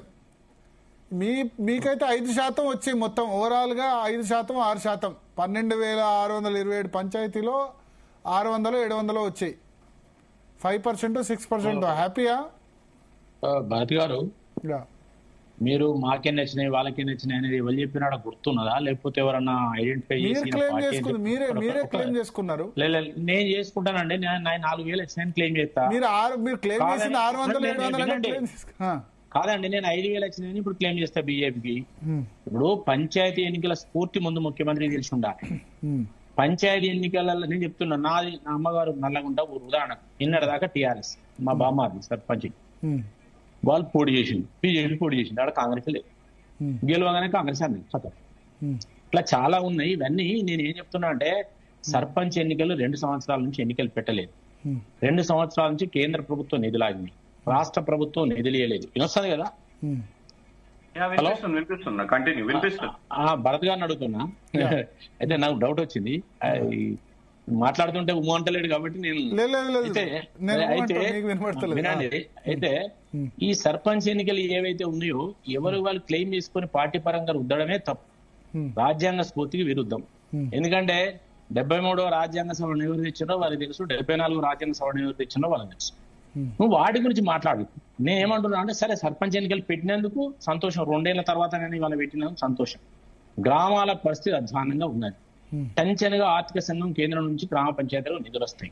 నువ్వు ఎన్ని నిధులు చెప్పు, ఒక మనిషికి 16 రూపాయలు వస్తున్నాయి. ఇప్పుడు ఏమైనా మారిందా ఈ మధ్యలో నాకు తెలియదు, అంటే సబ్జెక్ట్ టు కరెక్షన్. అట్లా జనాభా ప్రకారం గ్రామ పంచాయతీలో నిధులు కేంద్ర ప్రభుత్వం నుంచి గతంలో 2 ఏళ్ల నుంచి ఆగిన నిధులు వస్తాయి, ఇప్పుడు కూడా వస్తాయి. మరి మీరు ఎన్ని ఇస్తారు నిధులు? గ్రామ పంచాయతీల భవిష్యత్తు గురించి వాళ్ళ కనీసం ఊడ్చే వాళ్ళు లేరు, లేదంటే వాళ్ళ కనీసము లైట్ వేసే మనిషి లేడు, జీతాలు లేవు, అగమ్య గోచరంగా ఉన్నాయి. పాత సర్పంచుల బిల్లులు క్లెయిమ్ చేసుకోలేకపోయినారు, చాలా మంది ఆత్మహత్యలు చేసుకున్నారు. మీకు ఇంకో విషయం చెప్తా, మీరు చాలా రోజు బీసీ ఉద్యమాన్ని, బీసీ సంబంధించిన రిజర్వేషన్ నడిపింది కేంద్ర ప్రభుత్వం, రాష్ట్ర ప్రభుత్వం 42% రిజర్వేషన్ మీద నడిపింది. కానీ మీకు ఒక విషయం చెప్తున్నా, అసలు ఈ రిజర్వేషన్ గ్రామ పంచాయతీల లెవెల్ పట్టించుకోలేదు. సరే రిజర్వేషన్ అయింది, ఎస్సీ ఎస్టీల వరకు ఎస్సీ ఎస్టీలు పోటీ చేశాను. మిగతా జనరల్ సీట్లలో మీరు ఏ మండలం అని తీసుకోండి, నేను ఒక 2-3 ఎగ్జాంపుల్ ఇస్తాను మీకు. మండలాలు కొద్దిగా మంచిగా సిటీకి వచ్చి చదువుకున్న బీసీలు కానీ ఓసీలు కానీ ఎవరు పోటీ చేస్తలేదు.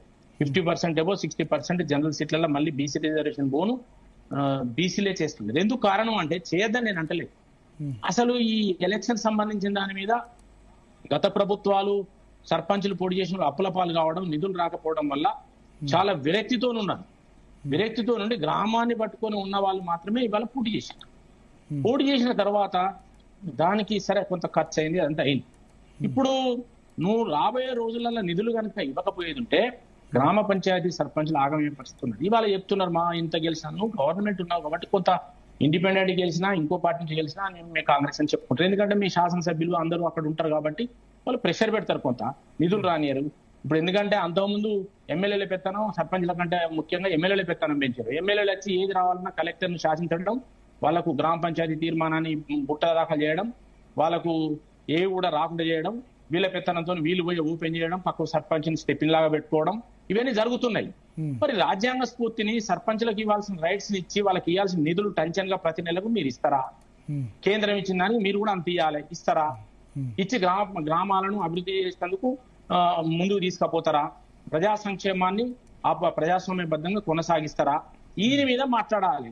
వీటి మీద మాట్లాడి గ్రామ పంచాయతీ ఎన్నికలు జరగగానే గ్రామాల యొక్క అభివృద్ధి గురించి కానీ, గ్రామాలలో ఉండే సంక్షేమం గురించి కానీ వాటి గురించి మాట్లాడాలి.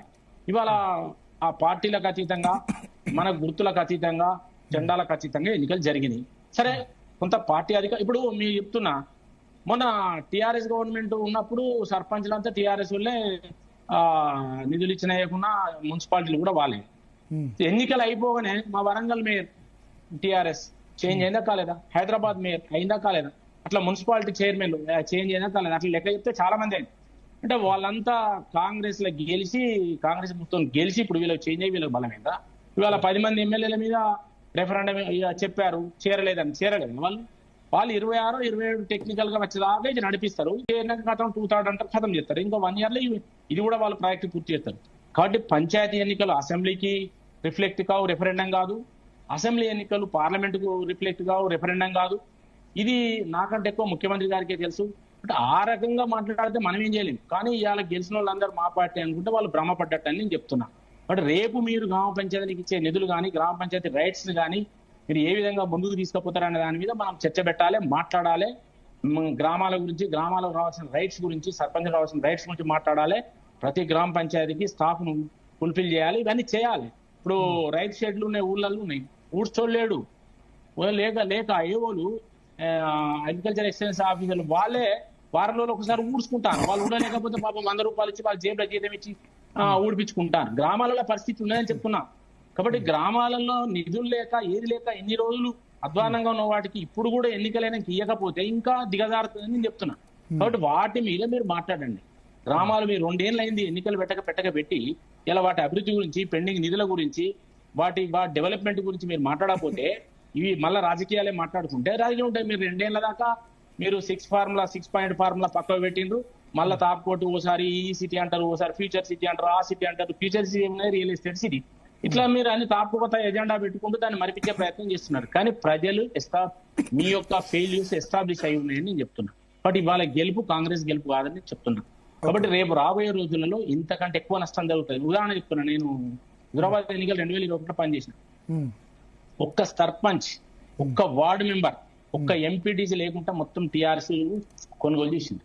కానీ రాజేందర్ గారు 25,000 మెజార్టీ గెలిచింది. ఇవాళ సర్పంచ్లే కులమానం రేపటి గవర్నమెంట్ కానీ అనుకుంటే అది వాళ్ళ ఇక దివాలా కోరుదనం అయితే తప్ప ఇంకోటి ఉంటది. కాబట్టి ఇవాళ నేనేమంటున్నా అంటే సర్పంచ్ ఎన్నికలు జరిగిన తర్వాత మీ బాధ్యత పెరిగింది. గ్రామాలకు నిధులు ఇవ్వాలి, గ్రామ పంచాయతీలకు ఒకటే మొత్తం ముదోలు తప్ప ఎక్కడ ఆధిక్యం లేరు. ఓవరాల్ గా అసెంబ్లీస్ వైజ్ గా చూస్తే అని రేవంత్ రెడ్డి చెప్పారు. నేను చెప్తున్న పార్టీల గురించి నేను మాట్లాడతలేదు. ఎందుకు మాట్లాడతానంటే ఇది పార్టీల పరంగా జరగలేదు. రేపు మా గవర్నమెంట్ అయితే మాకు కూడా గట్టే వస్తారు. నిన్నటి దాకా టీఆర్ఎస్ 2 ఏళ్ల కింద అట్టే ఉన్నారని చెప్తున్నా కదా, ఎగ్జాంపుల్ చేసి చెప్తున్నా కదా. ఇవాళ కాంగ్రెస్ రేపు మాకొస్తే మాకుంటారు. ఏమున్నదండి దాని గురించి? పార్టీ రహితంగా జరిగిన ఎన్నికల గురించి పార్టీల జెండాలకు వాటికి జెండాలు కట్టి మళ్ళా గెలిచిన వాళ్లకు ముద్రలేసి ఇది మాది అని చెప్పుకుంటే మేమేం చేస్తాం? ఓకే, దాన్ని నేనేమంటాను, మేము రాజ్యాంగ స్ఫూర్తిని కాపాడండి. మీరు రాజ్యాంగం ఇచ్చిన 73 రాజ్యాంగ సవరణ 29 రైట్స్ వాళ్ళకి ఇవ్వండి, ముందు ఇచ్చి గ్రామాలు డెవలప్ చేయండి. అప్పుడు ప్రజలు మళ్ళీ మీకే ఓటేస్తారు. అక్కడ కదా, లేకపోతే అంతకన్నా ఎక్కువ ఈ గెలిచిన వాళ్ళు ఈ నిధులు లేక మళ్ళీ ఇట్లా అయితే చేయాలి. ఇప్పుడు నువ్వు చెప్పినట్టే మాకు ఎక్కువ గెలిచినట్టే మళ్ళీ ఇది నెగటివ్ కూడా అవుతుంది అని చెప్తున్నా. పరిపాలనలో మీకు నెగటివ్ కూడా అవుతుంది.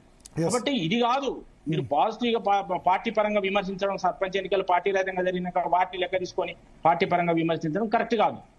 దాన్ని లెక్కలో తీసుకోవడం కూడా కరెక్ట్ కాదు. మీరు ఏం చేస్తారో చెప్పండి. ఇవాళ మీ మీద బాధ్యత పెరిగింది. ఇంకా 2 సంవత్సరాల పెండింగ్ కేంద్రం ఇస్తుంది, మీరు ఇస్తారా అని నేను అడుగుతున్నా. ఇప్పుడు కేంద్రం నుంచి వస్తాయి, ఇప్పుడు మీరు ఇస్తారా అని అడుగుతున్నా. అది చెప్పండి అలా జవాబు. ఒకసారి చరణ్ కౌశిక్ గారు దాని మీద మాట్లాడుకోవాలి. చరణ్ కౌశిక్ గారు చాలా చాలా హ్యాపీయా మీరు? 60% వస్తే వాళ్ళు బీఆర్ఎస్ అధికారులు ఉన్నప్పుడు 80% గెలిచాము, ఇప్పుడు 60% అంటే తక్కువ అంటారు. మేము ఎప్పుడూ హ్యాపీనే ఉంటాం. బీఆర్ఎస్ పార్టీలో వాళ్ళు ఎగిరెగిరి పడుతున్నారు. వాళ్ళు కాంగ్రెస్ పార్టీ పని అయిపోయింది, కాంగ్రెస్ పార్టీ పని అయిపోయింది. ఎవరు పని అయిపోయిందో తెలంగాణ సమాజానికి అర్థమైంది. ఎందుకంటే 80% ఒక్క నిమిషం మీ ఆడియో ప్రాబ్లం ఉంది. సో ఒకసారి క్రిషాంక్ గారు వినిపిస్తుందా? వినిపిస్తుంది. ఇప్పుడు ఒకటి ఆయన ఒక మాట అన్నారు, బీఆర్ఎస్ బీజేపీ కలిసి పోటీ చేసేయని రేవంత్ రెడ్డి అన్నారు. సార్ ఒక్క విషయం కిషాన్ గారు మాట్లాడే ముందు దానికి ఏమైనా అర్థం ఉన్నదండి? ఏమన్నా అసలు బీజేపీ బీఆర్ఎస్ కలిసి పోటీ చేస్తే ఇన్ని వచ్చేయని చెప్పారు. అట్లా కాదండి, బీఆర్ఎస్ బీజేపీ కలిసి కాడ ఏమైనా గుర్తులు ఉన్నాయా? ఏం మాట్లాడతారు? ఒక పార్టీలో 2-3 చేశానండి. ప్రతి ఒక్క పార్టీలు 2-3 చేశారు. ఏం మాట్లాడతారు? వాళ్ళు కాంగ్రెస్ లో కూడా 2-3 చేశారు, బీజేపీలో కూడా 2 కంటే ఎక్కువ చేసినవి ఉన్నాయి, బీఆర్ఎస్ లో కూడా 2 కంటే ఎక్కువ చేసినవి ఉన్నాయి. కలుసుడు ఎక్కడదండి? అది మినిమం అవగాహన లేకుండా మాట్లాడితే. నేను ప్రత్యక్షంగా వినండి, నేను 3 దశల ఎన్నికలలో ప్రత్యక్షంగా పాల్గొన్నాను. ప్రతి గ్రామ పంచాయతీకి నాకు సంబంధం ఉన్న గ్రామ పంచాయతీని పోయి చూసాం. అరే ఏమున్నా మా దాంట్లో అండర్స్టాండింగ్ ఏం లేదా? మైక్రో లెవెల్ ఏం అండర్స్టాండింగ్ కాలేదా? ఎట్లుంటదండి అండర్స్టాండింగ్? ఎట్లుంటది చెప్పండి? అడా నీకు ఒకటే పార్టీ 2-3 నిలబడే పరిస్థితి ఉంటే ఇంకో పార్టీ కలిసేది ఎక్కడదండి? ఎక్కడన్నా అట్లంటే కాంగ్రెస్ టీఆర్ఎస్ కలిసే కాడ కలిసి ఉంటాయి. ఒకడ కాంగ్రెస్ బీజేపీ కూడా కలుస్తుంది. అంటే మీన్స్ ఏంటంటే ఇక్కడ గుర్తుండదు, ఏది ఉండదు. అక్కడ లోకల్ ఈక్వేషన్ బట్టి మారుతుంటాయి. మారుతుందని పార్టీ ముద్ర ఎత్తుంది. ఇప్పుడు లోకల్ ఈక్వేషన్ బట్టి వాళ్ళు ఉంటాయి. ఉన్నప్పుడు కొన్ని కలుస్తాయి, నేను కాదను. కానీ అది పార్టీకి వృద్ధాల్సిన అవసరం లేదు కదా. అది స్టేట్ పార్టీ ఇష్యూ కాదు, జిల్లాలో ఒక నిర్ణయం తీసుకోరు వీళ్ళు కలవాలని. లోకల్ ఇష్యూ లోకల్ గా అండర్స్టాండింగ్స్ ఉంటాయి, రిలేషన్స్ ఉంటాయి, ఈక్వేషన్స్ ఉంటాయి. కృష్ణ గారు ఒక్క నిమిషం, చరణ్ కౌశిక్ గారు చాలాసేపు వెయిట్ చేస్తున్నారు, తర్వాత మీకు ఇద్దాం. చరణ్ కౌశిక్ సార్, ఇప్పుడు ఎవరు ఎక్కడ కలిసిరు అనేది అందరు తెలుసు. కలిసి రాక భారతీయ జనతా పార్టీ నేను గట్టిగా నిలబడి ఉంటే ఇంకా మా స్థానాలు పెరిగేది. మా రేబల్సే కాదు, భారతీయ ఇప్పుడు చూస్తా ఉన్నారు. ఎప్పుడు Bharatiya Janata party Congress BRS party మధ్య పోటీ జరిగినా కూడా సునాయాసంగా గెలుస్తాం. చరణ్ కౌశిక్ గారు ఆడియో రావట్లేదట. పీసీఆర్ ఒకసారి సెట్ చేస్తారు మీరు అంతలో. నేను లేకపోతే నేను బ్రీఫ్ చేస్తాను. చెప్పండి. మీరు చెప్పండి. సార్, భారతీయ జనతా పార్టీ నిన్ననే గట్టిగా గ్రౌండ్ లో పోరాటం చేసి బీఆర్ఎస్ పార్టీకి ఇప్పుడు భారతీయ జనతా పార్టీ పోరాటం చేయకపోవడం మూలంగా ఆ ఓట్లను కూడా బీఆర్ఎస్ పార్టీ షిఫ్ట్ అయినాయి. దాంతో బీఆర్ఎస్ పార్టీ ఉన్నట్టు కనపడుతుంది. దానికి సార్ ఇప్పుడు గుర్తులే లేవు. ఓకే, మరి ఎందుకు ఈ పార్టీ సార్ మనసులు ఎక్కడ నడుస్తుంది సార్? కాంగ్రెస్ 2-3 నిలబడ్డ మా రెబల్స్ మేము చెప్తున్నాం ఎంత డెమోక్రటిక్ వీళ్ళు మేము తెలంగాణ బీఆర్ఎస్ పార్టీలు ఎక్కడ 2-3 సార్? అది కాంగ్రెస్ పార్టీ నుంచి ఉన్నారు. మేము డెమోక్రటిక్ వేళ ముందు పోయి మేము అనుకుంటే కాంప్రమైజ్ చేసేవాళ్ళం. మేము ఏమనుకున్నాం, మా కాంగ్రెస్ పార్టీగా 5 సంవత్సరాలకు 5-10 సంవత్సరాలు మన పార్టీలో పనిచేస్తా ఉన్నారు.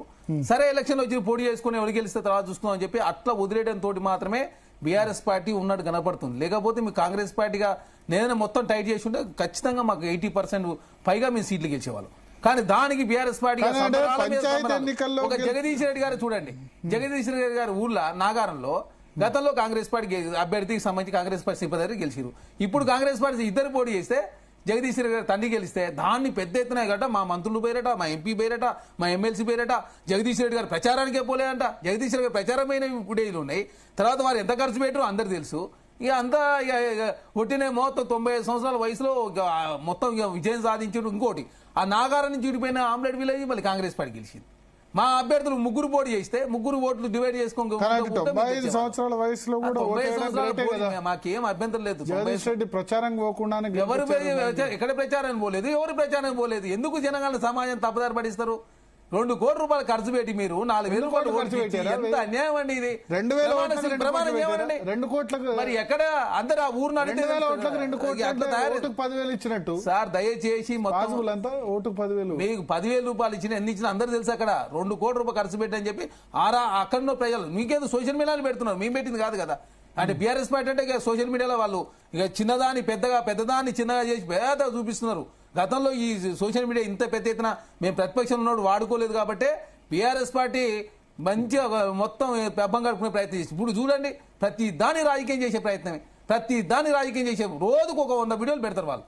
వాళ్ళకి సంబంధించిన తెలుగు స్క్రైబ్ కావచ్చు, టీ న్యూస్ కావచ్చు, నమస్తే తెలంగాణ కావచ్చు, వాళ్ళు ఏదైతే ఎంగేజ్ చేసుకో 20 ఛానల్ కావచ్చు, ప్రతి దాని రాజకీయం. మరి కల్వకుంట్ల కవిత గారు మాట్లాడిన మాటల మీద మాత్రం కేటీఆర్ గారు స్పందించాడు, నమస్తే తెలంగాణ స్పందించారు, తెలుగు స్క్రైబ్ స్పందించారు, వాళ్ళ సంబంధించిన నాయకులు ఎవరు స్పందించారు? మరి కాంగ్రెస్ పార్టీ మీద మాత్రం హరీష్ రావు గారు మాట్లాడతారు, కేటీఆర్ గారు మాట్లాడతారు. ఇప్పుడు కృషాంక్ గారు ఒకటి రేజ్ చేశారు. కృషాంక్ గారు ఏంది ఆ టీవీ ఛానల్ కాంగ్రెస్ పార్టీకి సంబంధించిన టీవీ ఛానల్ ఇచ్చిన దానిలోనే 4,000 మాకు వచ్చాయని చెప్పారు. వచ్చిన తర్వాత ఎట్లా వాళ్ళు అన్ని గెలిచారో అంటారు. ఎన్ని వచ్చాయి? 4,031 ఇచ్చారు బీఆర్ఎస్ కి. Big TV 4,000 big TV Congress party ఎవరు చెప్పారు? మీరు రాసుకుంటే అయిపోతుందా? ఒకసారి న్యూస్ చెక్ చేసుకోండి. బిగ్ టీవీ సంబంధించి రోజు మా మీద ఎన్ని వార్తలు రాస్తారు? సరే ఇప్పుడు వేరే టీవీ ఛానల్ మీరు ఒట్టిగా మాట్లాడితే బిగ్ టీవీ సంబంధించి రోజు మా మీద ఎన్ని వార్తలు ప్రచారం చేస్తూ ఒకసారి ఓపెన్ చేసుకోండి దయచేసి. మేడం ప్రతి దాన్ని బీఆర్ఎస్ పార్టీ ఏంటంటే వాళ్ళు సోషల్ మీడియా నమ్ముకో. కల్వకుంట్ల కవిత గారు చెప్పింది వాస్తవం. యూట్యూబ్ ఛానల్ రామన్న చూస్తున్నాడు, ఆయన చూస్తున్నాడు, శాటిలైట్ ఛానల్ హరీష్ రావు గారు చూస్తున్నారు. కానీ కల్వకుంట్ల కవిత గారు మాట్లాడిన ప్రశ్నలు మాత్రం అల్లుడు పోని ట్యాప్ చేసినట్టే కేసీఆర్ గారు మాట్లాడరు. హరీష్ రావు గురించి కల్వకుంట్ల కవిత మాట్లాడు. మీరు పంచాయతీ ఎన్నికలను చూసి అనుకున్నారు అనుకోండి, ఇప్పుడు అప్పుడు పంచాయతీ ఎన్నికల్లో కాంగ్రెస్ కి ఏమొచ్చింది? మేము దయచేసి హుజురాబాద్ లో ఎన్ని ఓట్లు వచ్చాయి? 3,000 ఓట్లు. మేము దయచేసి హుజురాబాద్ లో బల్బూర్ వెంకట్ నిల్చుంటే 3,000 ఓట్లు వచ్చాయి. మేము ఎగిరెగిరి పడతలే, బీఆర్ఎస్ పార్టీ ఎగిరెగిరి పడుతుంది.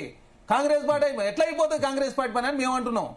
మేము కాంగ్రెస్ పార్టీ పని అయిపోయిందని మీరు ఎట్లా నిర్ధారిస్తారు? మాకు 67% వస్తుంది. మేము ఎందుకు చెప్పాల్సి వచ్చింది? మీరు మాట్లాడిన తర్వాత మేము మాట్లాడుతున్నాం. ఈ రోజు మా ముఖ్యమంత్రి మరి అంతే కదా.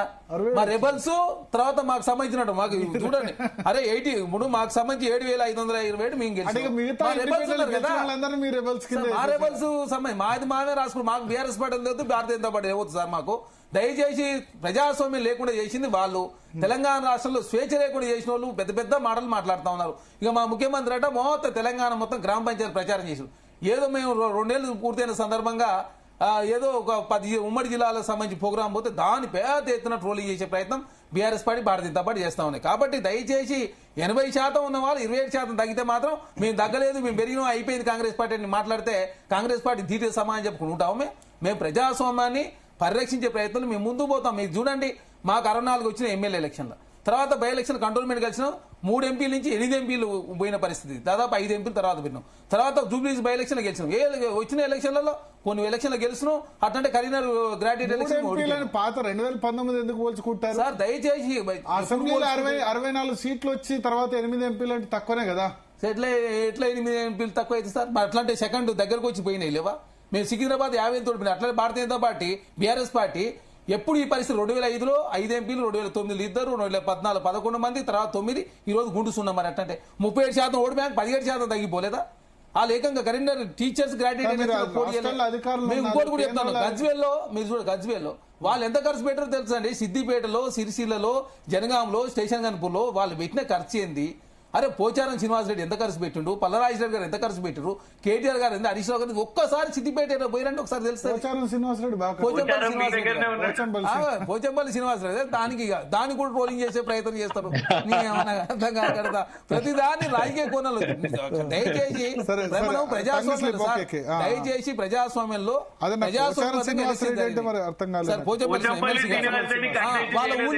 వాళ్ళ ఊళ్ళే బీఆర్ఎస్ పార్టీ గెలిచిందంట. ఓ పెద్ద కాంగ్రెస్ పార్టీ గెలిచే కాడ గెలుస్తారు, ఓడే కాడ ఓడుతారు. గెలిపోవడంలో సహజం. ఒక ఓటుతో గెలిచినా, రెండు ఓటుతో గెలుపుగా మేము భావిస్తున్నాం. బీఆర్ఎస్ పార్టీ ఏంటంటే వాళ్ళు గెలిస్తే గెలిపినట్టు, కాంగ్రెస్ పార్టీ గెలిస్తే గెలిచినట్టు కాదని చెప్పేసి తెలంగాణ సమాజం దెబ్బతిని పట్టించే ప్రయత్నం చేస్తే ఎట్లా? ప్రజాస్వామ్యంలో అందరూ ఈక్వల్ గా ఉండాలి కదా. రాజ్యాంగ పరిరక్షణ హక్కులు మీకు ఒక్కరికే ఉన్నాయా? 58 మంది జాయిన్ చేసుకున్న మాత్రం బీఆర్ఎస్ పార్టీ పార్టీ ఫిరాయింపు గురించి వాళ్ళు పెద్ద ఎత్తున స్వీకరిస్తారు. ఒక్కరు కాదు, 58 మందిని, ఒక్కరు కాదు, ఇద్దరు కాదు. ఆగు సార్, రన్నింగ్ కామెంట్ ఎందుకే? ఇవాళ ఒకరోజు మీ ఎమ్మెల్యే లేదు, నేనేమే లేదు. ఎందుకన్నా దయచేసి 58 మంది జాయిన్ చేసుకున్నప్పుడు మాత్రం రాజ్యాంగం గుర్తురాలే, లే పార్టీ ఫిరాయింపులు గుర్తురాలే, ఈ చట్టాలు గుర్తురాలే. కాంగ్రెస్ పార్టీ మాత్రం ఇక తప్పు చేసింది. స్పీకర్ నిందించే ప్రయత్నం మీరు చేస్తే ఏమన్నా అర్థం ఉందా? స్పీకర్ అయిన వారు అటానమస్ బాడీ కదా, ఇండిపెండెంట్ వాళ్ళకి పవర్స్. స్పీకర్ వ్యవస్థ గురించి ఎంత తక్కువ మాట్లాడుతున్నారు. అప్పుడున్న పోచారాచార్యంతో ఇప్పుడున్న పాప ప్రసాద్ కుమార్ గారు మంచి వాళ్ళు.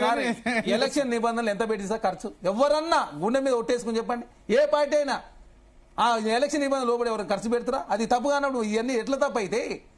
మీకేదే చట్టాలు ఉంటాయో గదే చట్టం. చెన్నమనేని రమేష్ గారు పౌరసత్వం వేరే దేశాల పౌరసత్వం ఉందని చెప్పి ఈ ప్రభుత్వం ఒప్పుకుంది, భారత ప్రభుత్వం.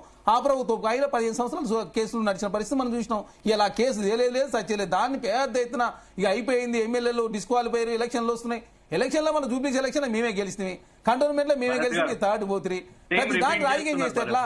అదే ఒక 26% రాగానే ఓ అయిపోయింది కాంగ్రెస్ పార్టీ అంటే ఎట్లా అయిపోతుంది కాంగ్రెస్ పార్టీ? ఇంకోటి మా ముఖ్యమంత్రి గారు ఏం చెప్పిండు? రండి అసెంబ్లీకి సార్, మీరేం చేసిరో మేమేం చేసినాము అన్నింటిపై చర్చిద్దాం. గోదావరి వాటర్ ఏంది, కృష్ణా వాటర్ రాంటే రాకుండా కేటీఆర్ ప్రతిపక్ష నాయకుడు కేటీఆర్ హరీష్ రావా? ఎవరు ప్రతిపక్ష నాయకుడు? ప్రతిపక్ష నాయకుడు అసెంబ్లీకి వస్తే ఎందుకు భయపడుతున్నాడు? మేము మీరేమో అధికారంలో దయచేసి మీరు అధికారంలో ఉన్నప్పుడేమో ప్రతిపక్షాలకు అవకాశం ఇవ్వరు. ప్రతిపక్షాలకు సంబంధించినటువంటి పార్టీలు 88 ఎమ్మెల్యేలు గెలిచినప్పుడు కూడా కాంగ్రెస్ పార్టీ నుంచి 12 మంది, టీడీపీ నుంచి 2 తీసుకొని ప్రజాస్వామ్యం లేకుండా చేసింది మీరు. టీడీపీలో ఉన్న తలసాని శ్రీనివాసరావుకు మంత్రి ఇవ్వచ్చు, సబితేందర్ రెడ్డి కాంగ్రెస్ మాత్రం మంత్రి ఇవ్వచ్చు. మేము మాత్రం మీరు చేస్తే కరెక్ట్, వేరే వాళ్ళు చేస్తారు. అందరూ తిలా పాపం తలా పిడికాడు. అది భారతీయ జనతా పార్టీ కూడా మహారాష్ట్రలో చేసారు, మధ్యప్రదేశ్ లో, కర్ణాటకలో, గోవాలో అంతటా వాళ్ళు భారతీయ జనతా పార్టీ రిజైన్ చేయించారు. టీడీఎల్పీ రాజ్యసభలో విలీనం చేశారు. మరి ఎట్లా అయింది సార్? టీడీఎల్పీ విలీనం చేస్తే ఇలా శ్రీకృష్ణదేవరాయలు ఎట్లా టీడీపీ నేతగా ఉన్నాడు లోక్సభలో ఎట్లా చట్టబద్ధమైంది? సుప్రీంకోర్టు ఏమైనా చట్టబద్ధం అని చెప్పింది? ఆ కేసు కూడా పెండింగ్ ఉన్నది కదా సార్, పెండింగ్ ఉన్నది కదా. ఎవరిది ఇప్పుడు? టీడీపీ. మరి చంద్రబాబు నాయుడు గారు ఎట్లా అక్కడ ఆంధ్రలో ముఖ్యమంత్రి అని టీడీపీ. దయచేసి ఏంటంటే ప్రతి దాన్ని రాజకీయ కోణం చూడొద్దు. చట్టాలు అందరికీ తెలుసు, లూప్ హోల్స్ అన్ని ఉంటాయి. ఇది 5 సంవత్సరాలు నడిచే ప్రక్రియనే. మాకు ఇంకోటి 2018లో మా సంపత్ కుమార్ గారు, మా కోమటిరెడ్డి వెంకటరెడ్డి ఏదో స్పీకర్ అని చెప్పి డిస్క్వాలిఫై చేసి ఇప్పటివరకు ఆ కేసు ఇంతవరకు వాళ్ళు పెన్షన్ రావట్లే. ఆ కేసు తెలియదు కదా. భరత్ గారు జిల్లా పరిషత్ ఎన్నికలు ఎప్పుడు పెడతారో మేము అడుగుతున్నాం. ఇప్పుడు జిల్లా పరిషత్ ఎన్నికలు పెట్టారు రేవంత్ రెడ్డి గారు చెప్పాలి, చరణ్ కౌశిక్ గారు ఏం చెప్పారు కానీ అది ఎందుకంటే ఇప్పుడు ఆయన అసెంబ్లీలో చర్చ పెట్టి పెడతారట వాళ్ళు చెప్పారు. సార్ మహారాష్ట్రలో 6 సంవత్సరాలు ఎలక్షన్ పెడతారు. ఎందుకు పెట్టలేదు చెప్పాలి భారతీయ జనతా పార్టీ. మీరు తెలంగాణ కాంగ్రెస్ పార్టీ అన్నారు కదా, మహారాష్ట్రలో పెట్టలే 6 సంవత్సరాల నుంచి. మరాఠా రిజర్వేషన్ పెంచిన తర్వాత పెడతామని చెప్పేసి మొన్న సుప్రీంకోర్టు చెప్పిన తర్వాత జాన్వరిలో పెడతా అని చెప్పేసి వారు కూడా కోర్టు మాట ఇచ్చారు. వాళ్ళు కూడా పెట్టబోతున్నారు. మేము కూడా కోర్టు మాట ఇచ్చాం కాబట్టి బీసీ రిజర్వేషన్ పెంచకుండా పాత రిజర్వేషన్ ఎలక్షన్ పెట్టినాం. అరే మీరు ఇంకోటి షెడ్యూల్ ఏరియా, నాన్ షెడ్యూల్ ఏరియాలో 18% రిజర్వేషన్ ఇచ్చి మేము బీసీలకు 42% రిజర్వేషన్ ఇవ్వాలి. ఏకైక లక్ష్యంతో ముందుకు పోతున్నాం. కోర్టు చెప్పింది కాబట్టి పెట్టాం. మేము బీసీలకు సంబంధించిన అంశం విషయంలో కాంగ్రెస్ ఇప్పుడు ఎక్కడ ఎనకపోతలే. బీసీలకు సంబంధించి వాళ్ళే 34-23% చేసి కనీసం కోర్టు కూడా పోలే. మేము ఇంత ప్రక్రియ చేసి కులగన్న వివరాలు నమోదు చేసుకోవాలి. కేసీఆర్ గారు, హరీష్ రావు గారు, అదేవిధంగా కేటీఆర్ గారు, భారతీయ జనతా పార్టీ డీకే కులగన్న వివరాలు నమోదు చేసుకున్న వాళ్ళు బీసీ రిజర్వేషన్ పెంచండి.